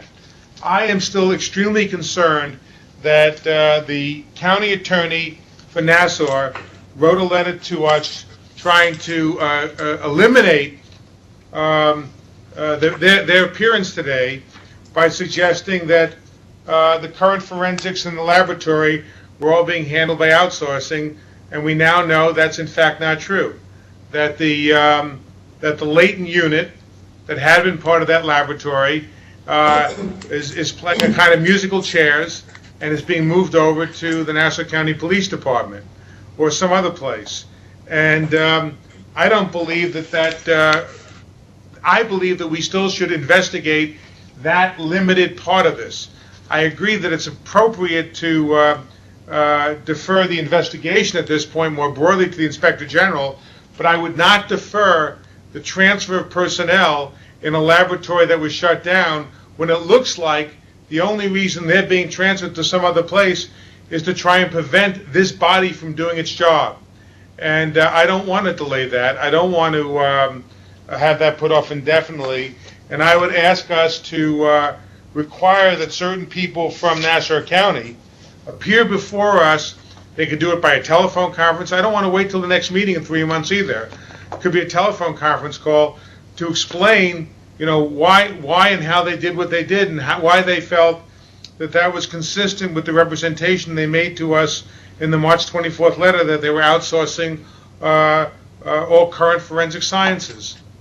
I mean, I think there was a material misrepresentation of this commission, and we should investigate that. We can't have a meeting by conference call first. And I had never talked to or dealt with John Ciampoli regarding any of these issues. Who's he? He's the county attorney. This letter sort of came to me out of the blue, but I'm not sure if it was inartful drafting of a letter versus, an intentional misrepresentation. So I think, maybe the IG can go back and clarify that with the county, because, this letter, I think, was just intended to be, we're not coming to your meeting. It wasn't intended to be what we're doing. But Gina, the other question is, and I don't suggest that, obviously you didn't have any knowledge of this, but when I read even the March 11th letter is suggesting that latent testing, even the March 11th letter, by the way, is not a very well-written letter, but the March 11th letter would suggest or would permit the inference that latent print examination in the interim is going to be handled by employees at the office of the medical examiner. That's what it says. It will be reviewed. On the second page. My information, Peter, is that the medical examiner is hiring latent print examiners, but this process is going to, I don't know if they're hired yet, but in any event, this process is going to take a while before they are able to do latent print work out of it. We have a motion pending, right? We have a motion pending, yes. Right. Could we vote on that, and then I'd like to follow up on Peter's point with another motion? Okay. The motions that are on, my motion and Peter's, are really exclusive of each other. You could vote on one. It's your motion. Right now we have before us Mr. Schechter's motion. Seconded by... And it's been seconded. All in favor? Aye. Opposed? Carries. I'm opposed. Abstained? Oh, an opposition, sorry. Here's my motion. I move that the commission authorize the Commissioner Byrne to make inquiry of the officials in Nassau County to clear up what I consider to be ambiguous information. I cannot tell from this March 11th letter whether the same people that were conducting latent print examinations with the Nassau County PD Crime Laboratory have been moved. Could you speak up? I can't hear you well enough here. Peter. I don't have a green. They get one for you. Oh, here it is. Did you catch any of it, Peter? I'm sorry. Yeah, but No, I'm sorry. Could you repeat it? They're getting a new one, Bill. Yeah. Okay. Peter, what, and Marina, my motion is for the commission to authorize Commissioner Byrne to make inquiry of the officials in Nassau County to clear up what I consider to be the ambiguity of the March 11th letter. The reason I say that is because in reading the letter, I cannot tell if the same latent print examiners that work for the Nassau County PD Crime Laboratory have simply been moved over to the medical examiner's office. What Catherine is saying is that her understanding is that it's going to be a completely new batch of new hires to do latent fingerprints. So depending on the result of that inquiry would affect my judgment as to what we as a commission should do about it. But I agree we should not, wait 3 or 4 months from now to do it. So I hope I'm being clear. I would want Commissioner Byrne to make inquiry of the appropriate Nassau County authorities, not limiting to any one person, whether it be the county executive, the chief of police, the district attorney, whoever that may be, to ascertain exactly who is doing latent fingerprint work in Nassau County right now, and what is their plan for the immediate future. Doesn't that conflict with what we just voted on with Marvin, which was to defer in this case to the IG? I don't think what we just voted on was that we're not going to absolve ourselves of jurisdiction. I say we still have jurisdiction over people conducting latent print examinations in a laboratory in Nassau County. Now they want to do it in, Uncle Vinny's garage. I guess we can't do that. We'll have to rely on the skill of the defense bar in Nassau County to deal with that. But we really have no basis for making that finding. No basis. I can't tell what's going on from the March 11th letter. I think, Peter, is it enough if Sean asks? I mean, first we have to have the facts. Right. No, Bill. Let me just respond 1 second, Bill. Yeah. I don't even think Bill necessarily. Hey, folks. I don't even think what Bill is saying even flows from what Kathy said. I'm telling you, these two letters are so ambiguous. I agree with you on that one, Bill. That I thought Kathy was saying, and correct me if I'm wrong, Kathy. Okay, that in reality, what is happening, despite what's in these letters, is that the latent unit that used to be in the Nassau County Police Department Crime Laboratory as a unit have simply moved to the Nassau County Police Department building. Separate and apart from that, there are a group of different latent employees that have been hired by the Nassau County ME's office. Okay? Is that what you're saying, Kathy, happened? They are hiring. I don't know if they've been hired yet, but my understanding is that the sworn members who were doing latent print analysis at the PD have been transferred back to the PD side of things from the laboratory, and they maybe still be doing latent print work there. That is my understanding. Okay. As well, with a new lab that is being created, Pat Buffalino is interviewing people for latent print examiners. At this point, just let me say something, Peter. At this point, the Inspector General's office is going to look into all of this. If they're doing something that is outside the bounds of the law, outside their certification, the Inspector General's office presumably will catch it and will report it to us. And all we've done is asked for an opportunity for the Inspector General's office to do its work and come back to us and report. And that was the net effect, I believe, of Mr. Schechter's motion that we weren't going to divest ourselves of jurisdiction in any subsequent cases. This wasn't precedent setting. Sean.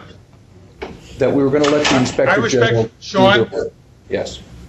Just what Kathy just said illustrates how even Bill had a misapprehension of what was going on, because he thought they were simply moving people from the fingerprint unit of the crime laboratory to the ME's office.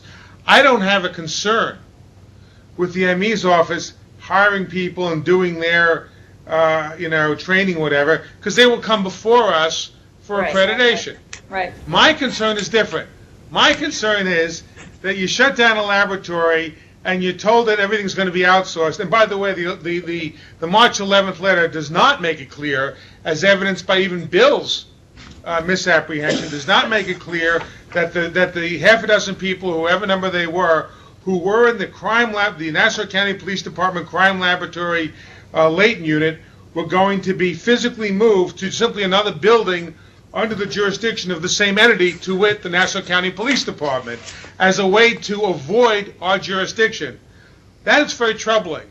And that issue is different than what the IG is investigating in terms of the scandal that happened in this laboratory.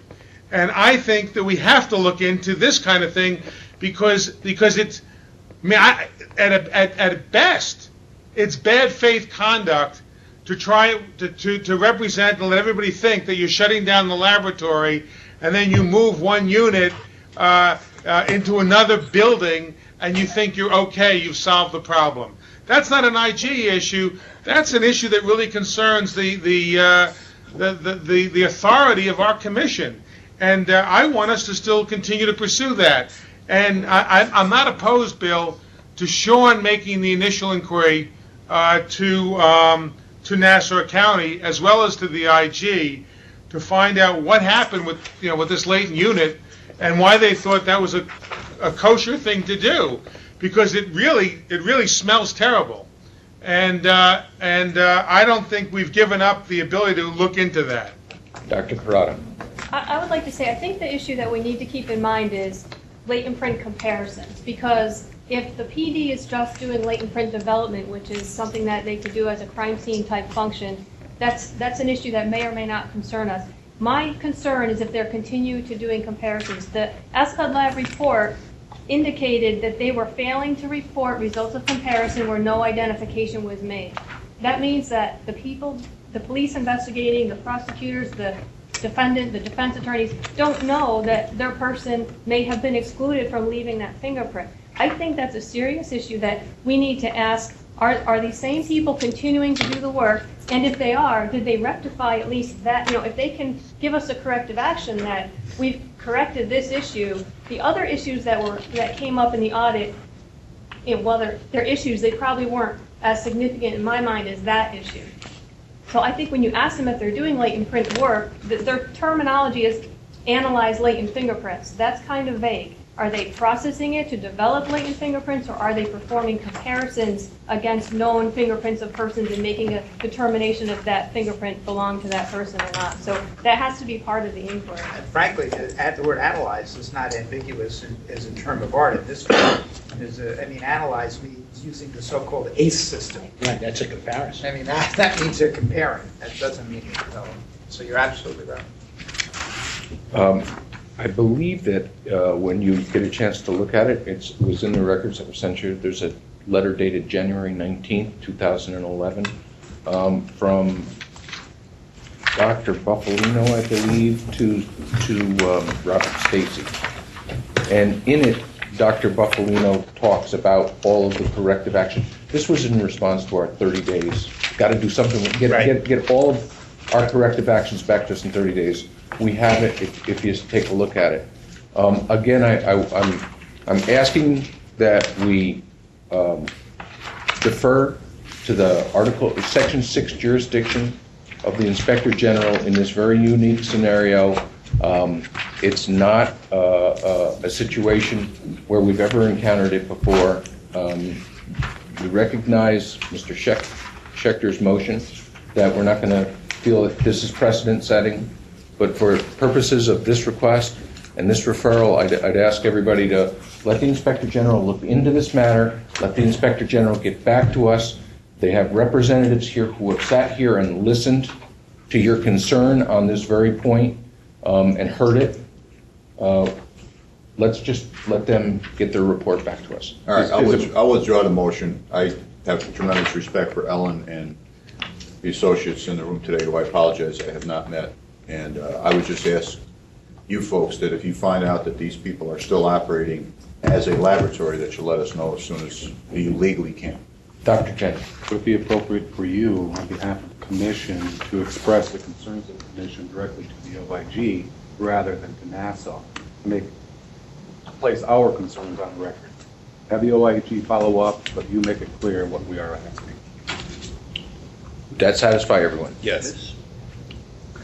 I think that's fine, as long as those concerns are expressed in writing. That there be a written communication between the Commission and the Inspector General about the very concerns that Kathy brought up today and that the rest of us have elaborated on. Will do. Will do. To adjourn. We have a motion to adjourn. Do I have a second? Second. All in favor? Wait, what about the discussion? I was trying Stop. Opposed? Carmelo Anthony won a game.